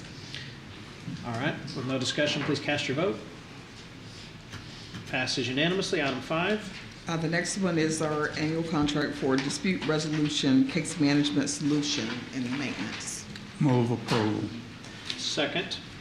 We have a motion and a second. Any discussion on this one? All right, please cast your vote. All right, unanimous. Next, number 6. Our annual contract for janitorial services, awarding to the primary, secondary, and alternate vendors per group. Move approval. Second. Any discussion? Please cast your vote. Passes unanimously. The next one is our annual contract for operation of Reentry First Stop Center, awarding to Cornerstone, who's our current vendor. Move approval. Second. We have a motion and a second. Any discussion on this one? All right, please cast your vote. Passes unanimously. And the next item is purchase of an offset laboratory roller for Precinct 1. Move approval. Second. We have a motion and a second on this item. Any discussion here? All right, seeing none, please cast your vote. All right, passes unanimously. The last item is permission to take bids, RFPs, and including RFIs this time, for items A through I. I have a question. Is Kim here? There she is. I can see her hand. On item, no, on D. Pre-sort, nah, that's probably not it, but I'm going to ask it anyway. How many checks do we send out annually for like reimbursing expenses for an employee or an elected official? Is that 5,000? Is that 150? Do you have a ballpark guess? I do not have a good educated guess, but I can get that for you. Where are the checks sent from? Well, it depends. Payroll is going to be the ones that are going to get anything that's associated with payroll done, and those are very minimal. Checks paid out of the consolidated account, they come out of our office, but they're stored. We have secured stored. So for paychecks, I'm assuming an exorbitant number of people do it with direct deposit. Right. Do you have the statistics on how many do not do direct deposit? I would say less than 100. Okay, so that's not much of a cost. Right. 100 times, what is it, 26 paychecks, is that what it is? So, okay. What about expenses? Like when you send me a reimburse for going to Washington, that gets mailed to me. Do you have any guess as to how many times we're doing that? No, sir, I do not. Okay. Mine gets deposited directly. Does it really? For some reason, mine gets mailed. So I just wonder how many times we're mailing stuff out. You We can gotta literally elect walk it. over somewhere. I do what? You have to pick it? You have to elect it. Yeah. Well, can somebody tell me how to elect it? I just figured that out too. Did you? Yeah. I'm like, I don't, that even shows you I'm checking on my own stamps, so. All right, I think that's all I have. Do we have a motion on this permission to take bids and RFPs? I have a question since you were talking about checks. Well, so do we pay claims with checks? Some of them we do, yes. And A some of them majority, or do we still use checks as a county? Yes. Mainly. Yes, ma'am, we do. Why? Well, not all vendors use ACH. We do have some concerns, and so it's, the way SAP is set up, it's a complicated process. So from a security standpoint, and then also some vendors change frequently, let's say for rent and housing and things like that. So we are reevaluating those as we move forward, but it's kind of a balance. It's kind of 50-50 is what I would say. Okay. I've talked to counties that don't use checks very much. I've been to conferences and vendor halls, and there are suppliers that provide services so that we can pay electronically. And I just wonder why we're still back in the 1980s, it's a slow process. 70s, yeah, and we're still writing checks. Right. Okay. It is a slow process. We have to evaluate. We can't just turn it on. I think we should look into, explore alternatives. Right.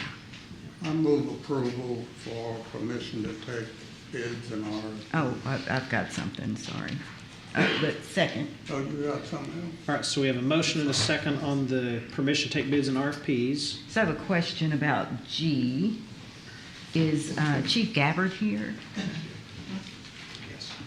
Yeah, there she is.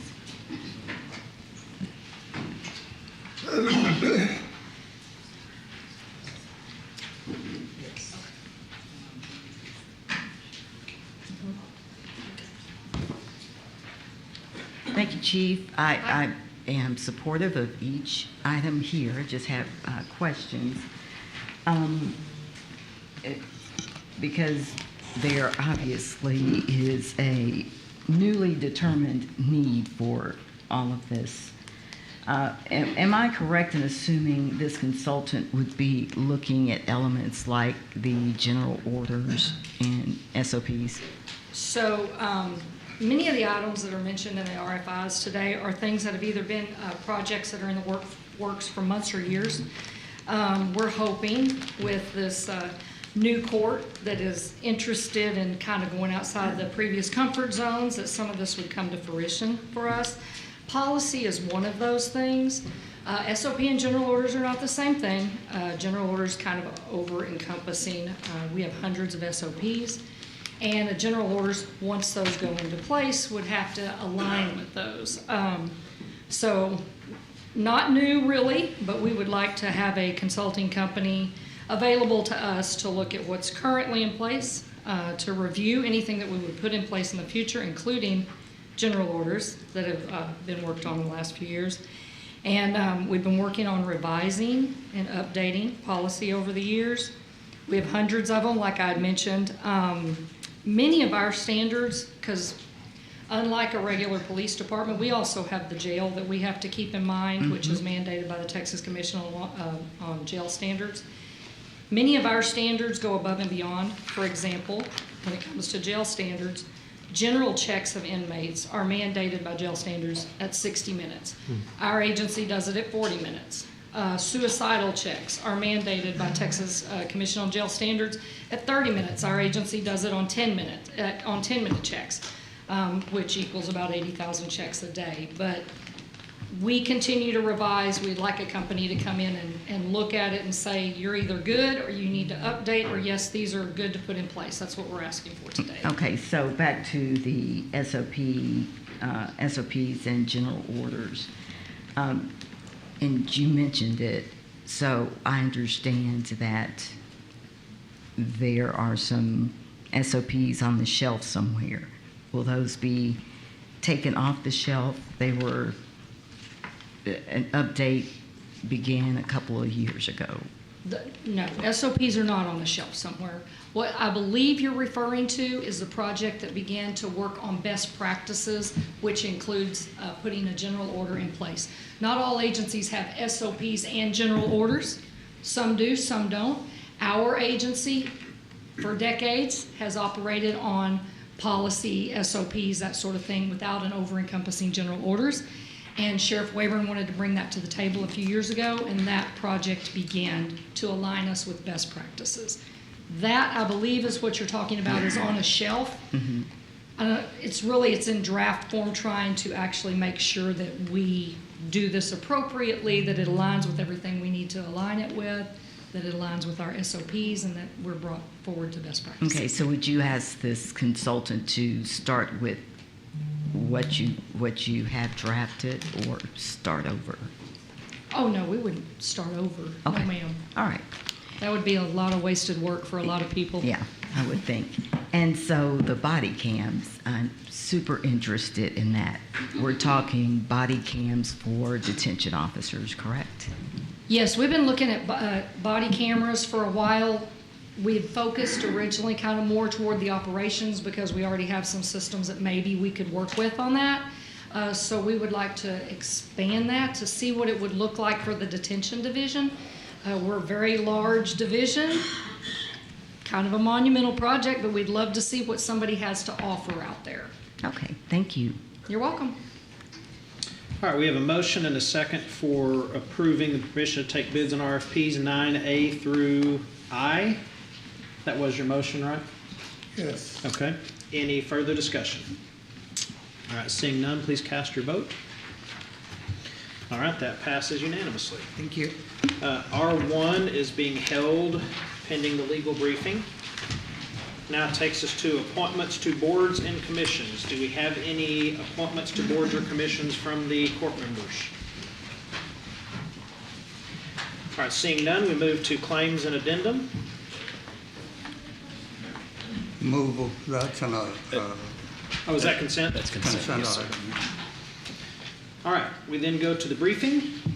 Tarrant County Hospital District JPS. Could we take just a few minutes? Certainly, we will. We are going to take a recess, and it is looks like 6 till. We'll be back in here at 12:02. We are now in recess.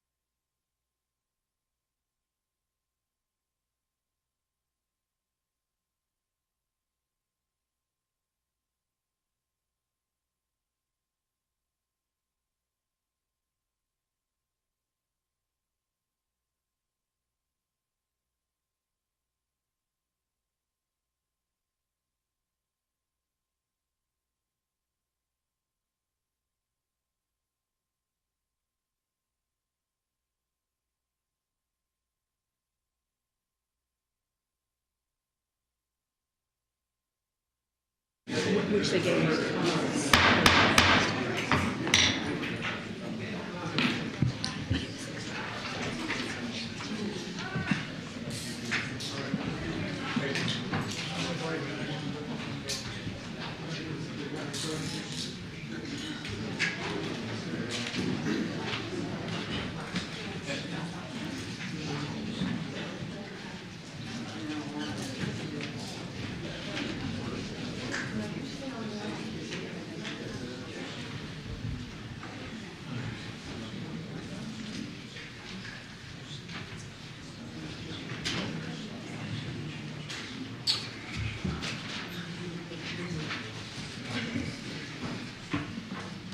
We're now to the briefing item, right? What's that? Into the briefing item? Yeah.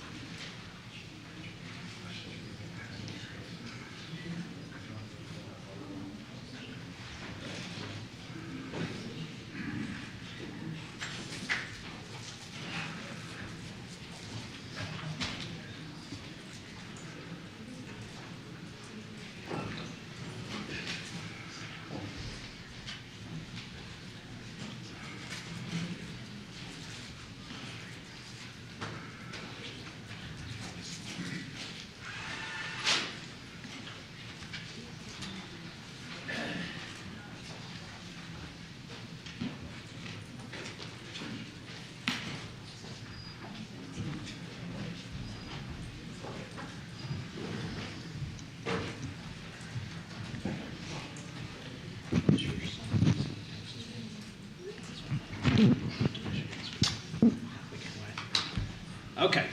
Okay. We are back from taking a brief break, and I believe the next item on the agenda is a briefing from JPS. So fire away.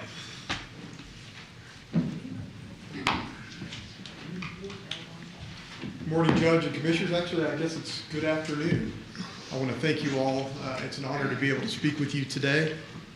It's my honor to serve you in Tarrant County as Chair of the Board of Managers. And finally, it's an honor to serve alongside some truly wonderful people, my fellow appointees on the board. You, Commissioners, have really done your job with board appointees. I'm really proud of the team that we have there. I also want to express my gratitude to each of you for your leadership, but I would be remiss at this time if I did not personally thank Commissioner Brooks and Commissioner Fickus for their many years of service and dedication to Tarrant County and JPS. Both of you are steadfast leaders when it comes to public health in Tarrant County, and you have each left an indelible mark on the future of John Peter Smith Hospital. Commissioner Fickus, I want to thank you personally for your many years of friendship and your mentorship. I often joke that I'm not sure what I did to deserve this lifetime commitment to JPS Hospital, but thinking back on it, I don't have anything to apologize for. It's been an honor to serve you. The budget presented today is the culmination of a deliberative and collaborative project. It starts with projections and hypotheses. 6 months into the fiscal year, around March, we noticed patterns with payer mix, types of procedures, inpatient stays, outpatient visits, ER cases, trauma, and behavioral health visits. We compare and contrast that to trends from the previous years. By May and June, our finance team will test those projections and hypotheses, and we will get a better sense of where we are. By July, things really come into focus. It's around this time that the board meets for a full day at our budget retreat to ensure that our strategic priorities align, and we, as a board, ensure that JPS staff is moving in line with those priorities. By the end of August, we are ready to present a budget to you. This process takes many hours of board time, and I am grateful for the entire board for their dedication to that process. This is a collaborative process. It does not happen overnight, and it is not as simple as plugging a rate into a spreadsheet. This budget does not occur because the CEO of the system singularly dictates a rate, and this budget is not created based on a desired rate. We perfect this budget by the hours of discussion regarding the health needs of Tarrant County. As members of the Board of Managers, we clearly understand our most important role is as fiduciaries to this health network, and we take that oath very seriously. Our job is not to set the tax rate. We know that. Our job is to present a budget to this court that aligns with our strategic priorities, to provide a budget that fulfills our mission to improve health care in Tarrant County and fulfill the mandate of Tarrant County residents to improve JPS facilities. Because of the time invested in this process and the seriousness with which the Board of Managers take their responsibility, as chair of the Board of Managers, I humbly submit this unanimously approved budget and ask the court to approve the same. Just as we as the board propose the budget and you ultimately approve the tax rate and budget, there is a literal army of people who are standing by to operationalize it. I speak very highly of this board because I mean it, but I speak very highly of this staff because they deserve it. Led by Dr. Karen Duncan and her amazing executive team, they lead a community of lifesavers, a community of healthcare champions.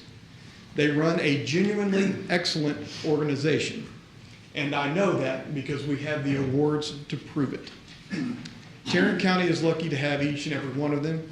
Judge O'Hara, Commissioners, please allow me to yield my time to Dr. Duncan and Rory McCready as they present the JPS fiscal 25 budget. Thank you.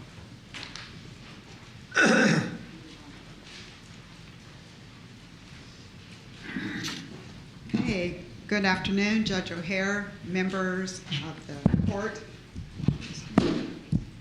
and to the JPS Board Manager members who are here with us today. We have Dustin Austin, who's here with us, that represents Precinct 4, and then, of course, you had opportunity to hear from our Chairman, Roger Fisher. So I want to thank everyone who has provided support to JPS so that we can provide the health care needs and meet the needs of healthcare here in Tarrant County.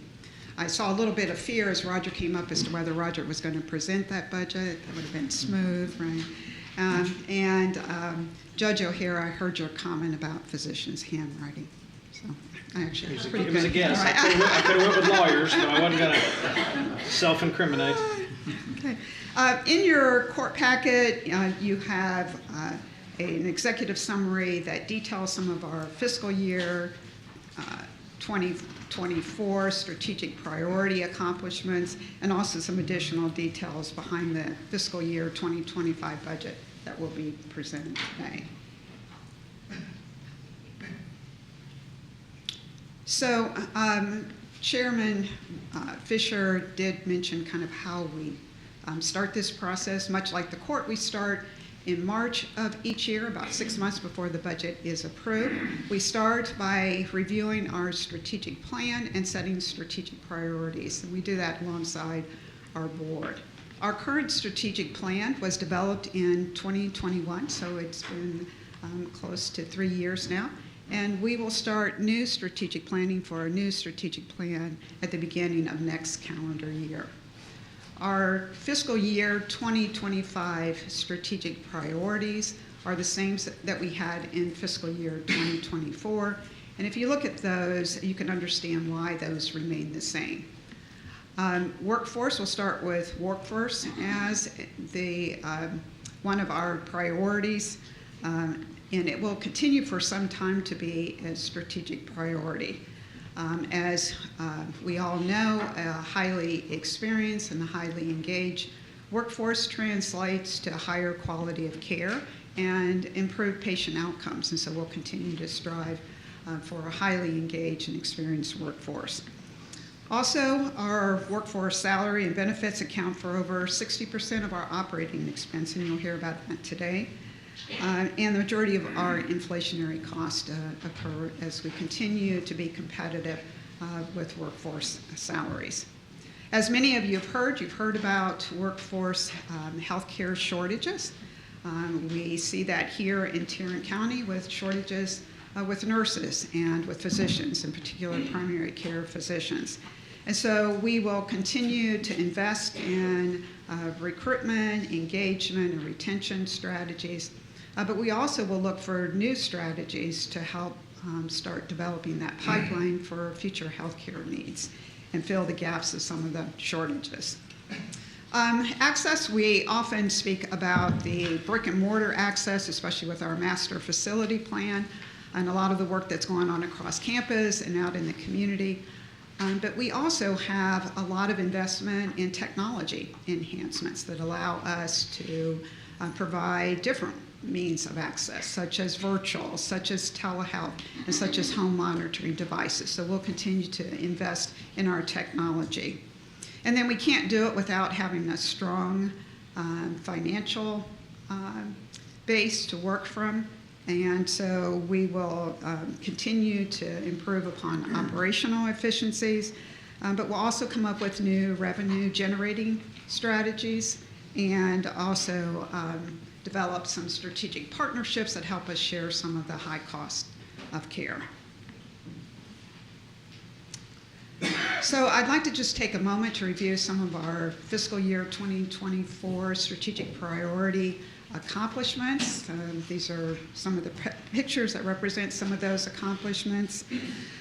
JPS continued to work through fiscal year 2024 on market adjustments, competitive benefit package, and through engagement, recruitment, and retention efforts. We measure how well we do with it by offering a survey to our employees, and we do that every year. In fiscal year 2024, our survey, we had over 90% of our staff who responded to that survey, which is unheard of.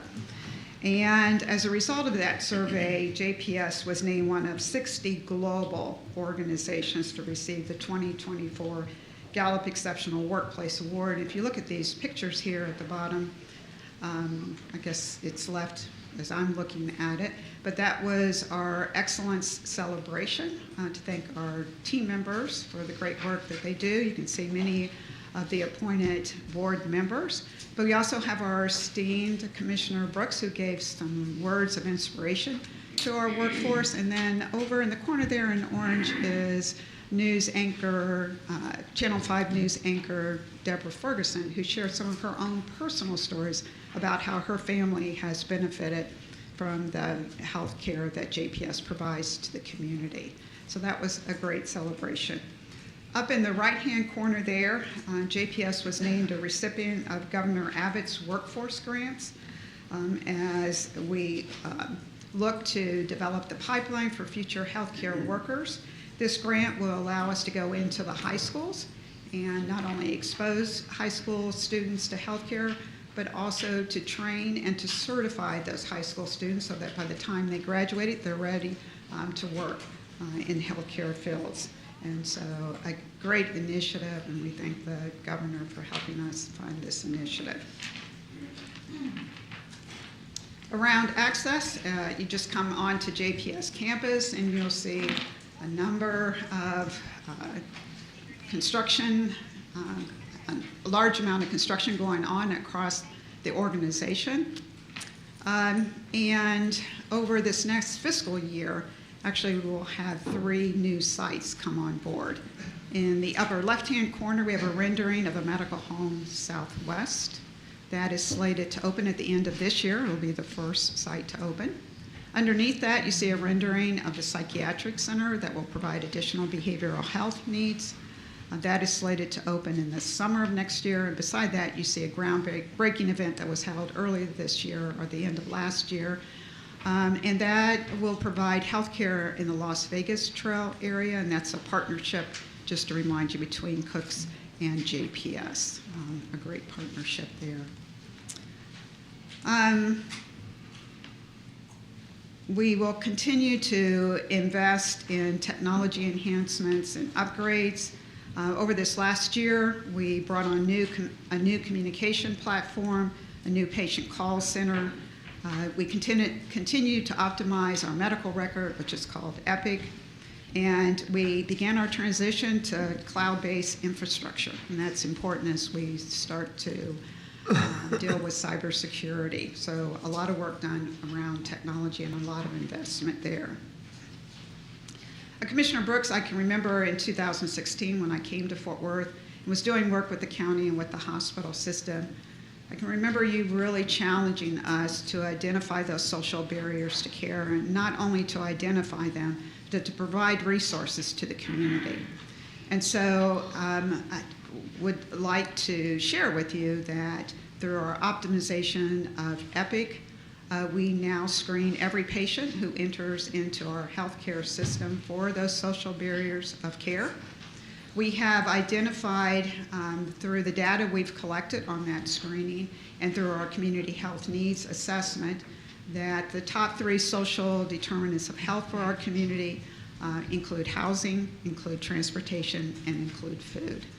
And so we have started strong partnerships with our community to provide those resources to those who are experiencing some social barriers. You can see in the left-hand corner there the red bus, and many of you probably have seen that Tarrant Food Bank red bus, but we partner with them in helping to close some of the gaps on food insecurity. We also partner with Uber Health to provide transportation for our patients for hospital and clinic visits. And we have more recently partnered with Fort Worth Housing Solutions to help provide permanent housing for some of our patients who are experiencing homelessness. So thank you for your champion, the work around social determinants of health. One last thing here that I wanted to bring up is that JPS is the first hospital in the state of Texas to partner with United Way and what's called Teen Birth. And that is an initiative that will help us begin to impact the maternal health outcomes here in Tarrant County. So I look forward to returning to the court and giving you an update on that initiative and sharing some of the data around those outcomes. So great work in providing additional access. As cost and demand for healthcare continue to escalate, JPS continued throughout 2024 and will continue through 2025 to look for ways to remain financially strong and positioned to carry out its mission. Over this past fiscal year, we developed a lot of operational improvements that led to decreased cost and increased revenues for the district. This included decreasing high contract labor. We did that fairly early in the fiscal year. We also increased our portfolio of commercial insurers, and we lobbied at the state level and was successful in being able to increase our reimbursement for behavioral health beds. So a lot of work that was going on. Many of you know Shannon Fletcher, who worked here in the DA's office for a number of years. At the start of this calendar year, Shannon stepped in as interim president of the JPS Foundation. And boy, did activity start when Shannon started to look at the work of the foundation. In a very short period of time, she updated and created new policies for the foundation. She seated an engaged foundation board. She started a feasibility study for future capital campaigns. And over the last several months, we have seen an increase in our employee giving and increased donations and grants across the organization through our foundation. So we are excited to add to this momentum that Shannon has started with the soon-to-be named new foundation president. I cannot share that today, but you will hear about that in the next couple of weeks. And yeah, I know, Commissioner Simmons, it's game-changing for JPS. So really getting our foundation up and helping us to close some of the financial gaps. So I'm going to turn it over to Rory. Again, as Chairman Roger Fisher shared with you, that we do set guidelines and have budget considerations that start with our strategic plan, that set our strategic organizational priorities. We then look to current needs, both capital and operational, and then future needs, which has been, for the most part, our master facility plan, ensuring that we can fund it through our future fund and that we can maintain a good bond rating. And we overlay that with revenue sources. Often we talk about property tax, but we're not solely supported by property taxes. We also advocate at the state and federal level for supplemental funding, and a large part of our revenue comes from the billing that we do for the services that we provide. So with that, you can see here this year's picture of our board, who I think this was about hour 3 of 5 of budget presentation. You can see I'm about ready to pass out there, but our board remained highly engaged and unanimously approved the fiscal year 2025 budget. So with that, I'm going to turn it over to our interim CFO, Rory McCready, who has worked hard behind the scenes since March, helping us develop this budget. So thank you again to the court.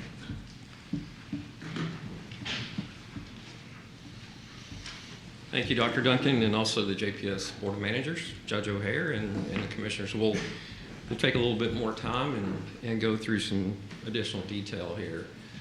First of all, this slide, we've titled this Strategic Investments, but it could probably be more accurately described as priorities. So one of the things we are doing around the workforce is really looking at safety.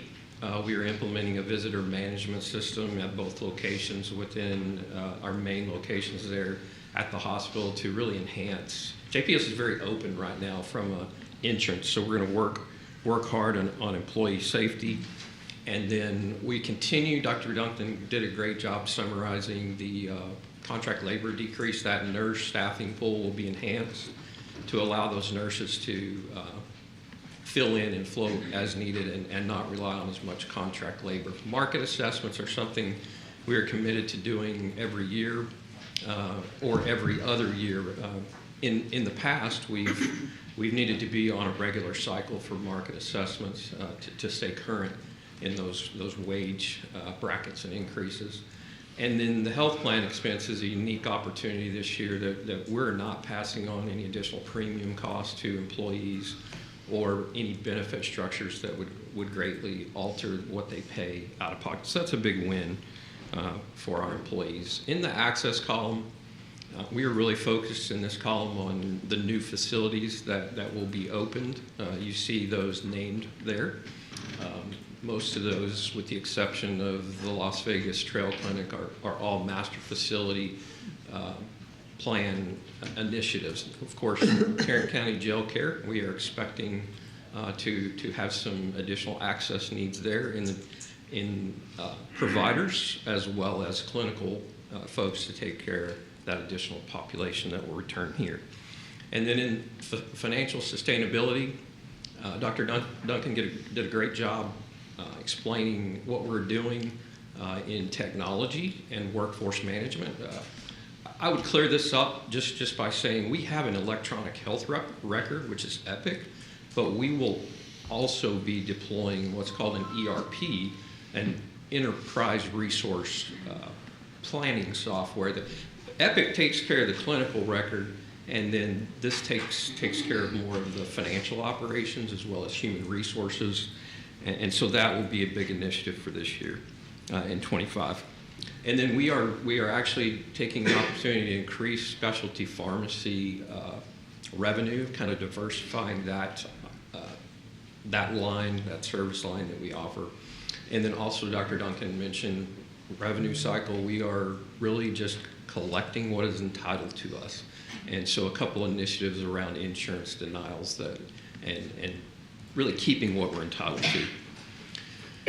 And then volumes, we really have a story this year around outpatient volumes. We are increasing outpatient access in the clinics as well as behavioral health care access in the clinics.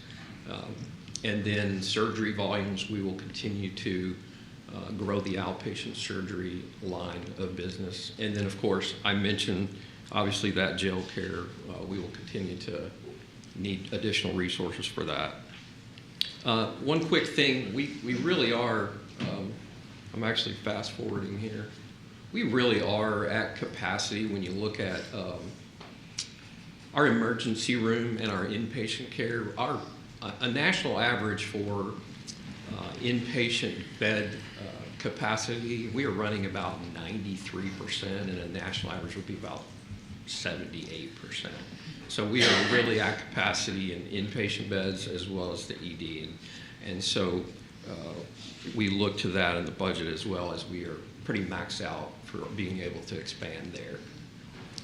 Operating revenues, we project $1.2 billion in operating revenues. That one thing we have done, that Dr. Duncan mentioned, is increase that commercial revenue. About $77 million in the fiscal year 24 budget is an increase amount around commercial revenues. So really trying to generate more revenue from net patient service revenue versus reliance on other sources. And then obviously I mentioned volumes growing. As volumes grow, pharmacy, retail pharmacy will grow. As more people see providers, that pharmacy business will grow as well. On the operating expense pie chart, I would just mention that Dr. Duncan, she spoke to the 63%. That's been very consistent over the last 3 to 4 years. If you look at these pie charts across the last 3 to 4 years, the percentages are virtually the same. So even though we have increased costs, they are actually virtually identical from a percentage standpoint. We are a wage and people-driven organization, and so I mentioned some of those areas that we are focused on, that market study and increase, as well as the health plan. And then, of course, inflationary items really tend to hit that supply and pharmacy budget. We are running about 7 to 8% for supplies on an annual basis, as well as pharmacy. And then, of course, we have some of those operating expenses that are pass-through items that we put in other operating, that 4% category. This next slide was shown in the Board of Managers presentation. It is a slide just to represent the future fund that we've been growing is board designated, and one of the reasons we've been growing that future fund is to kind of be able to fund the master facility plan over and above the bond issuance for the master facility plan. So the source of these funds is excess cash flow. So as we generate excess cash flow, we are investing those dollars in that future fund to be able to fund the master facility plan. We have done a very simple, what I would call slide here, that kind of shows over the next few years, what do we need annually to be able to reach that goal for that master facility plan. So it's about $83 million a year on average that we would need to kind of achieve that master facility plan number. And then finally, we get to the income statement. I would say it was a good year for JPS. So we did have a very good year. As I mentioned, for 25, we are actually showing a decrease in margin for 25 from where we are projected to be in 2024. We have a number of things that are impacting that. Additional wage increases, the technology investments that Dr. Duncan mentioned are really hitting that purchase service line item. And then I mentioned inflation and supplies. We are growing revenues on the top side there. And then we obviously are accounting for changes in investment income and ad valorem. What was the 2024 budgeted net income? Budgeted 2024 net income would have been, I believe, Judge, around 60 million, I think, if I'm not mistaken. I don't have that number in front of me. So your budgeted, you think, was 60 million, but what it actually ended up being, you think, will be 278 million? Yes, and as I mentioned, 77 million of that was really that growth in commercial revenue. And then we budgeted for a DSH cut. There's a federal program called Disproportionate Hospital Share Funding. We actually budgeted 60 million in cuts that did not occur. So those two items really made up the bulk of the variance in the budget. That would have been roughly 130 million. how familiar are you with the previous 4 years' budgets? I don't have the numbers in front of And me. it's okay. I would like for you to take a look at them and see if you can come up with an explanation why every single year JPS massively over budgets expenses and under budgets revenue. It's been a consistent thing at least 4 years, if not 5, and that's only as far as I went back. Yeah, I think, I don't think that's an unfair assessment. I think we are attempting this year to do a much better job. For example, on the dish cut that we budgeted last year, the federal government will assess that in Congress in January. We don't know what's going to happen with that funding. We did not budget a cut for that this year. So we have attempted to do a much better job, as you say, in more accurately representing the budget.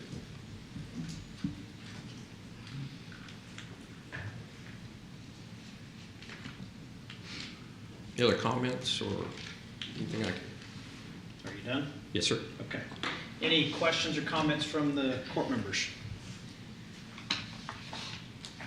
Okay, looks like no. Is that everybody? Everybody from JPS? Okay, all right. Thank you for being here. Thank you, Dr. Duncan. Thank you, Mr. Fisher. Thank you for being here, Mr. Austin. Okay, that now takes us to our public comments section. I am not going to read the whole thing out. Most of you that are here know what it is, but there's a form that everyone had to sign to be able to speak. We ask that you abide by it. First up, we have Lisa Willis. Then we have Carla Palomares.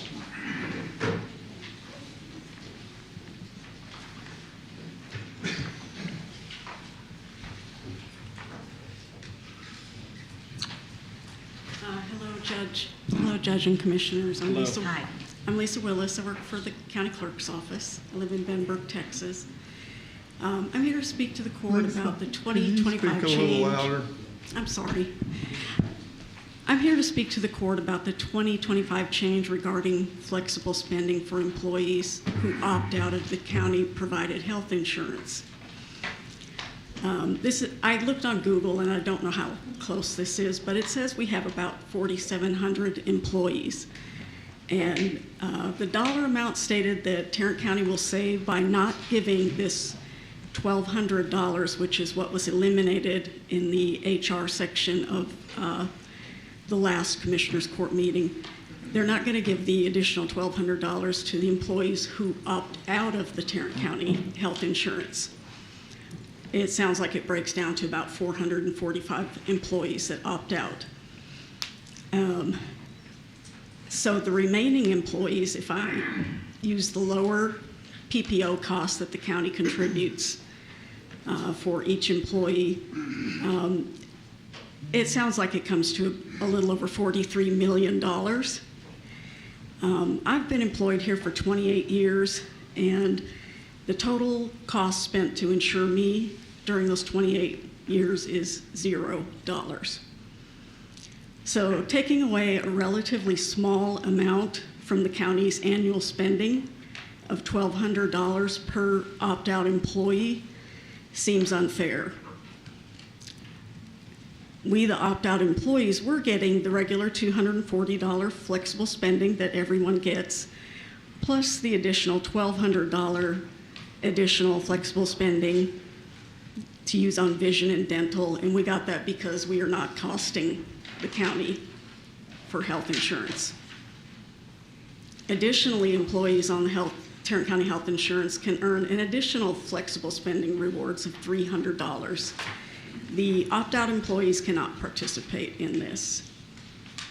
The opt-out employees are saving Tarrant County a lot of money annually. It seems like an unfair plan to no longer give the opt-out employees the extra $1,200 per year.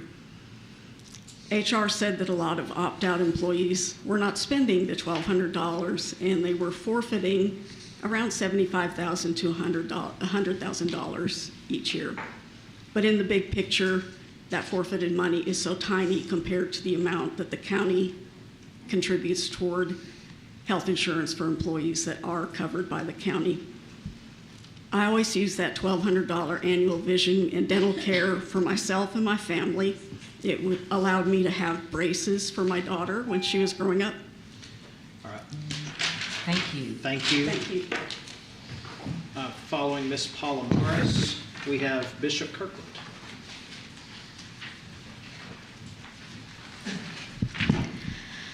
We're here 5 months later after the injustice that is Anthony Johnson Jr.'s murder in the Tarrant County Jail by jail staff, by neglect at the hands of JPS and MHMR, and by the sanction of Sheriff Bill Waybourn and this court by association. It's been 5 months, and in this time, Sheriff Waybourn has appeared once, just once before this court and public. How is that acceptable to any of you sitting up there? I guess it's just to be expected now that he can get to wear that goofy hat and sit behind a desk, hiding from the people that he's sworn to serve, and letting the calls for him to appear and be accountable go to voicemail. Oh, but he will show up whenever and wherever he wants on the campaign trail to try to convince people that he is doing a good job and he should be elected to do it again. As a voter and a taxpayer and a resident, I believe he's made it clear that he doesn't take his position seriously, and a vote for him is a vote for a continuation of more people dying in the jail and no accountability. It's a vote for policy reviews on the surface, but no real change. I'm calling on you, commissioners, again to entertain and pursue the means for an independent investigation of the Sheriff's Department in Tarrant County Jail as a whole, with its partnerships with JPS and MHMR and their connections and roles played that led to the deaths of 65-plus people. We as the public know that the people who are incarcerated, many of which are suffering from mental and medical health conditions, who are pretrial or serving a sentence, are not getting the care that they need. People are being dehumanized on a daily basis. And regardless of a crime being committed or not, it shouldn't be normalized that the Tarrant County Jail is a tax-funded facility where we send people to die. The full video needs to be released to the public now, and we won't stop showing up until it is. We as a community, residents, and voters deserve to know what happened. And Sheriff Waybourn needs to resign, and all the remaining individuals involved on April 21st must be identified and held accountable for Anthony's death. Following Bishop Kirkland, we have Reed Bills.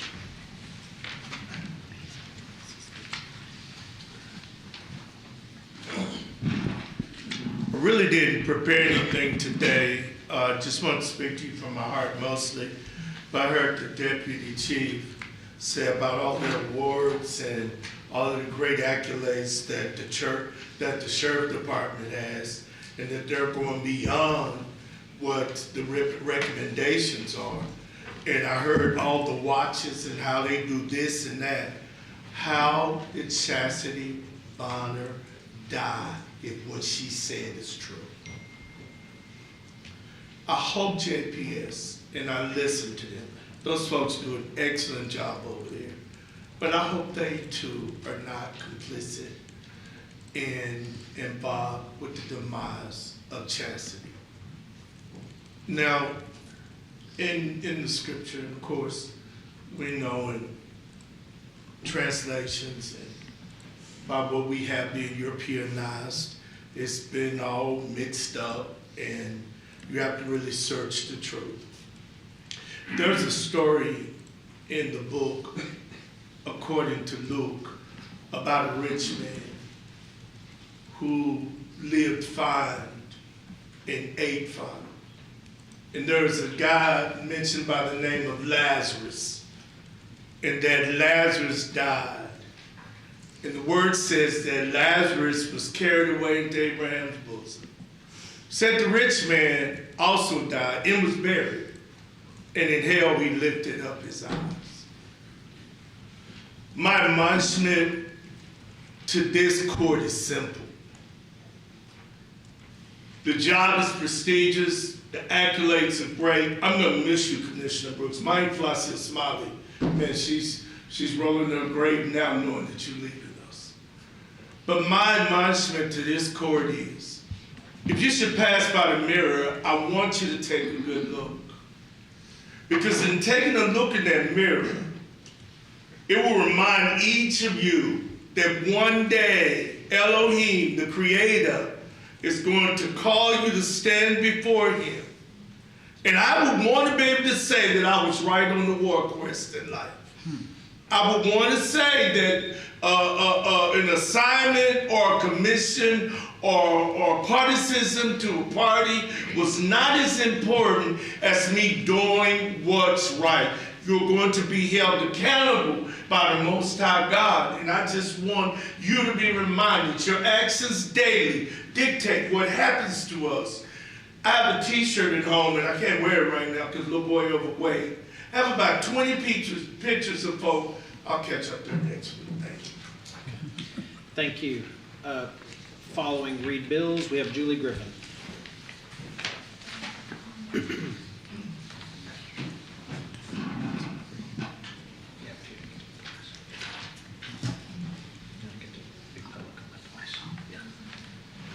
Go ahead. I'm here today to remind the court that you voted on February 21st of this year to cancel the contract with the private jail facility in Garza County on September 30th. At that time, you stated that you would take the necessary steps to provide space in our local facilities to house the more than 400 prisoners who would be returning to Tarrant County. I request an update on your progress. What facilities are ready to accept this influx of residents? If not ready now, will they be ready by September 30th? If not, how do you intend to house the additional jail population? I suspect you will not be ready, and that you intend to use that as an excuse to renegotiate a contract with the facility in Garza. That is not an acceptable answer. This court already decided that the West Texas location was unsafe and placed an undue burden on prisoners' families and attorneys. In addition, it is costing taxpayers millions of dollars at a time when you have announced you are cutting the county budget. If the Garza prisoners are not returned to their home county at the end of this month, your constituents will hold you accountable for failing to meet your obligations in this case and will express their concern here and at the ballot box. Following Ms. Griffin, we have Charles Bills. Is Charles present? Is Ms. Griffin present? All right, Charles Bills. Following Mr. Bills, we have Robert Vann. A couple things. One thing is, as far as Mr. Ludwig said that we are lacking early voting locations, I know pretty much every voter expects every early voting location pretty much is a government institution building or the occasional university. They should maybe consider retail, finding a commercial real estate. It doesn't take maybe 1,000 square feet for a voting location, so I'm sure it'll take a while for people to understand that they can go there, but that's my recommendation at least. And the other thing is that I've noticed since the last time we were here that Phil Sorrells, our DA, has added a resisting arrest charge to Carolyn Rodriguez, who was slammed to the ground by a Fort Worth police officer.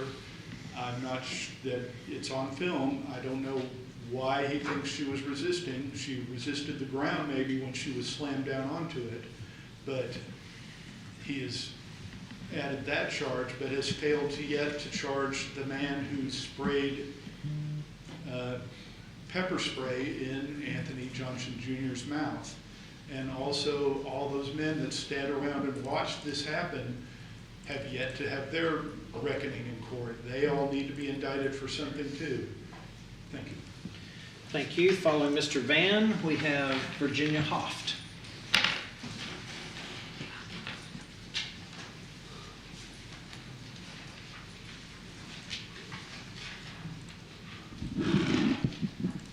Thank you. I'm Robert Vann. I'll talk today a little bit about the creation of obstacles to our elections. One political party propagated culture wars over the past few years. Principal goals of these culture wars are the reinforcement or the restoration of white hegemony across the United States, and the forced allegiance and obedience of all Americans to one particularly virulent offshoot of the Christian religion, in accord with what they have named the Seven Mountains Dominionist Mandate. One of the founders of this Christian nationalist movement was Paul Weyrich, who said early on, quote, "I don't want everybody to vote. Our leverage in the elections quite candidly goes up as the voting populace goes down," unquote. So what are some methods to negatively affect the number of Americans who vote? Well, someone in a position of authority can create as many obstacles as possible to helping voters register, like forcing duly appointed Tarrant County volunteer deputy registrars out of county buildings where they've been walking for years into the Texas heat, like creating obstacles to voting by forcing voters to use just one polling place instead of the popular and successful access to countywide voting, by limitations that are put on the number of voting places and the hours that they're available, by creating a, quote, voter integrity unit, unquote, known in many circles that I've heard as the voter suppression or voter intimidation unit, composed of only one political party and headed up by the county judge, the sheriff, and the district attorney. Continued harassment of a black woman who made a mistake when she tried to vote, and trying to imprison her for years in order to create fear among her community, while white men who intentionally voted illegally get a slap on the wrist. At the state level, there's legislation always threatening harsh punishment to poll workers or volunteers registering voters who make an honest mistake. So what can be done to counter what I perceive as this onslaught against our right, our obligation to vote? The cure, strangely enough, is to register and to vote, to volunteer, and to speak up loudly about efforts to impede our rights, and to remain vigilant and maintain our own citizen voter integrity unit. Thank you. Thank you. Ms. Hoft is next. Following Ms. Hoft, we have Gerald and Jackie Cox. Good afternoon. Thank you very much for this opportunity. Believe me, I understand how long Tuesday morning is for you guys, so I appreciate this. As the founder of Santa Fe Youth Services nonprofit in 1996 and the acting executive director until 2015, when we merged with the Youth Advocate Program, I stand before you today with a deep sense of disappointment and concern. The abrupt termination of our contracts with Tarrant County Juvenile Services has left me utterly surprised and troubled. Not just for Santa Fe Youth Services, which may cease to be in the community after the contracts were cut, but also for Youth Advocate Program, for Girls Inc., and for Big Thought. For over 25 years, Santa Fe Youth Services was not just a service provider. We've been a true community partner to the juvenile department and to the county.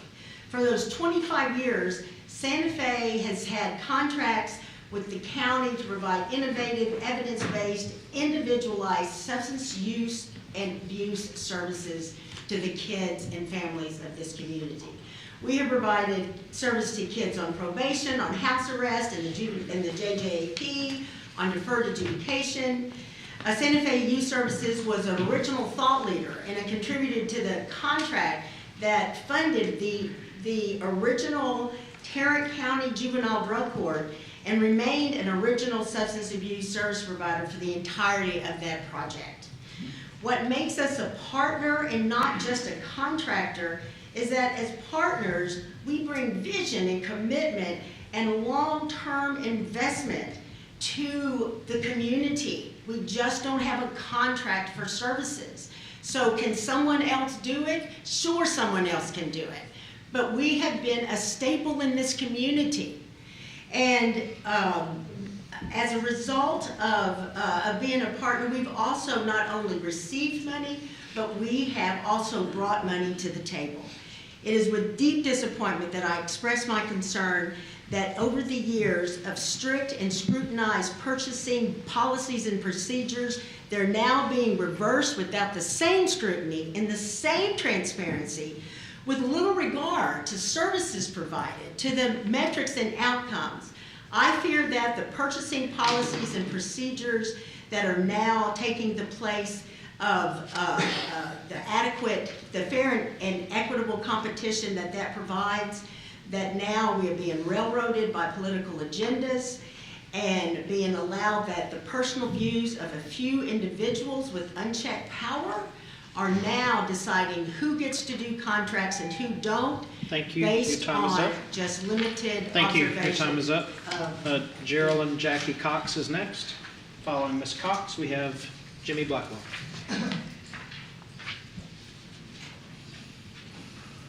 Sometimes decisions, I'm Geraldine Jackie Cox, sometimes decisions of this court have an absolutely devastating impact on the future of young people's lives. We have people now in a juvenile justice system who are just hanging on by their fingernails. And suddenly they had some help. They had a program that provided them with services. They had the program had a good track record. They were doing well, and for no reason except that there was something in their national online publication about DEI. All of a sudden, we just dumped those children who could have, the problem really is whether they're going to end up in your jail at our expense and whether we ruin their lives ongoing forever, for all of their lives, because we refused to give them help when they really needed it. I just grieve over that decision deeply. The other thing that's not going well is the failure to provide backup funding for the diversion program for people with mental health problems. They also can be salvaged. They're people who need help rather than to be ignored or thrown into a jail cell where they get worse. And we aren't funding them. These are just economic decisions. And just basic, how much does it cost to save a life compared to how much does it cost to incarcerate? It's actually cheaper to save these people. And we just aren't doing it. It breaks my heart. Mr. Blackwell.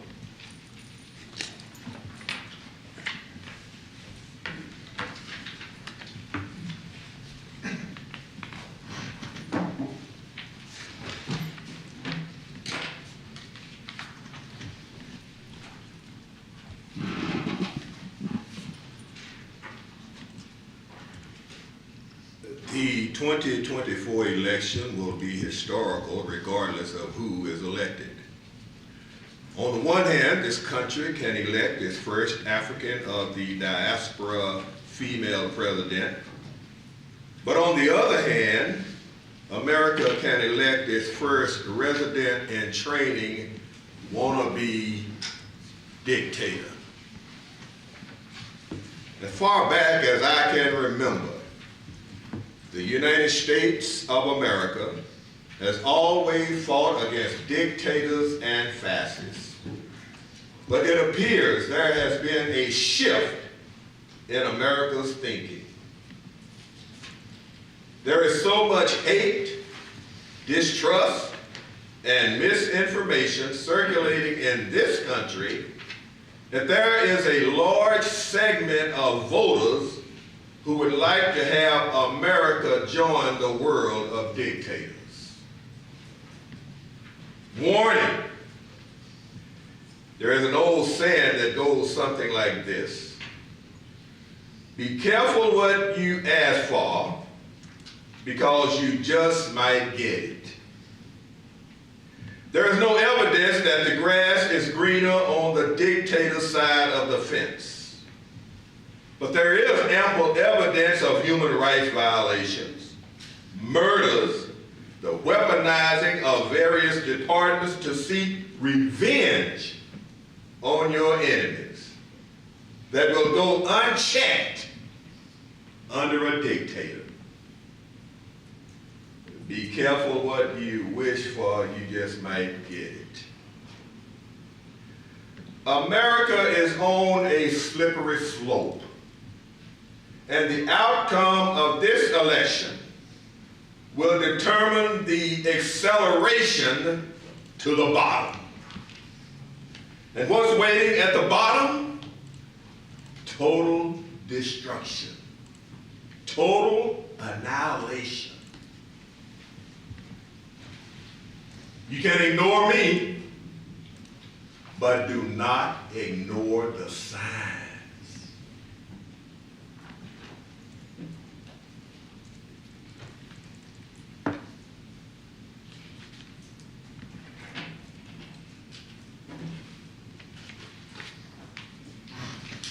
All right, now we move to announcements and comments from the court members.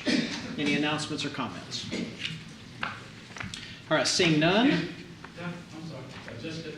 Yeah, you're not signed up to speak. The Commissioners Court will now recess the open session and proceed to closed session to discuss items exempt under sections 551071, 072, 074, 076, and 087 and 0725 of the Texas Government Code. We are now in recess.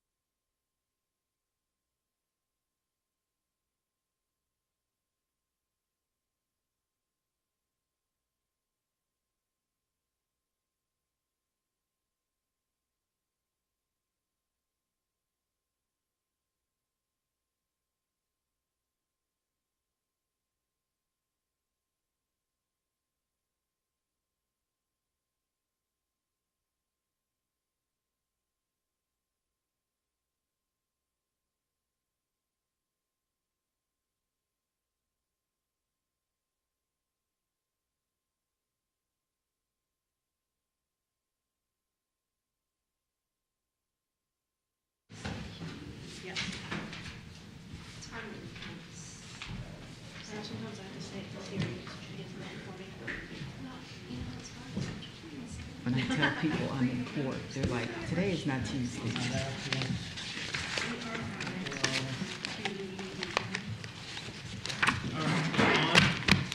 We're ready, sir. Yes, sir. We're back from a fairly lengthy executive session. The first item would be R1 under County Judge Commissioners Amendment to Tarrant County Facilities Use Policy. Do we have any motion or action to take on this item? I move approval of that amendment to allow volunteer deputy voter registrars to sit inside our county facilities. We have a motion to approve R1A amendment. Do we have a second? I'll second. All right, we have a second. Any discussion? All right, please cast your vote. I'm a no. You're a yes on this, Gary?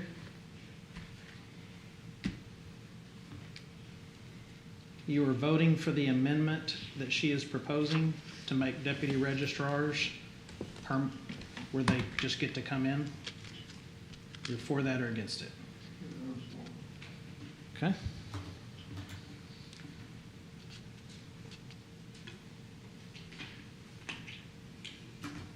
No. So that passes 3-1. You're for the amendment. Okay.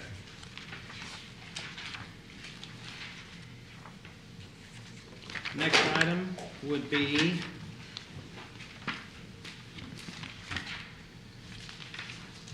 did I go the wrong direction? It is I, 1, 2, I, H-I-J-K-L. 1, 2, 3, and 4. No, I just did I-1. Oh, now I understand it. All right, I-2. Consider a request from Jolt Initiative to access Tarrant County facilities to register voters. Do we have any action to take there? Judge, I would just note that based on the passage of that amendment to the facilities use policy, that essentially moots the need to approve the voter registration requests for approval on 1, 2, and 3 under I. Okay. So 1, 2, and 3, these voter registration folks are now inside the building. Based on the passage of the amendment to the facilities use policy, that's correct. Okay. The court can still certainly take action on it. Okay. Then item 4, that has not been rendered moot, right? Correct. Okay. Item 4, consideration of request from Downtown Fort Worth Initiatives, Inc. to use the Plaza Building surface parking lot in the Plaza Garage on Sunday, November 24th.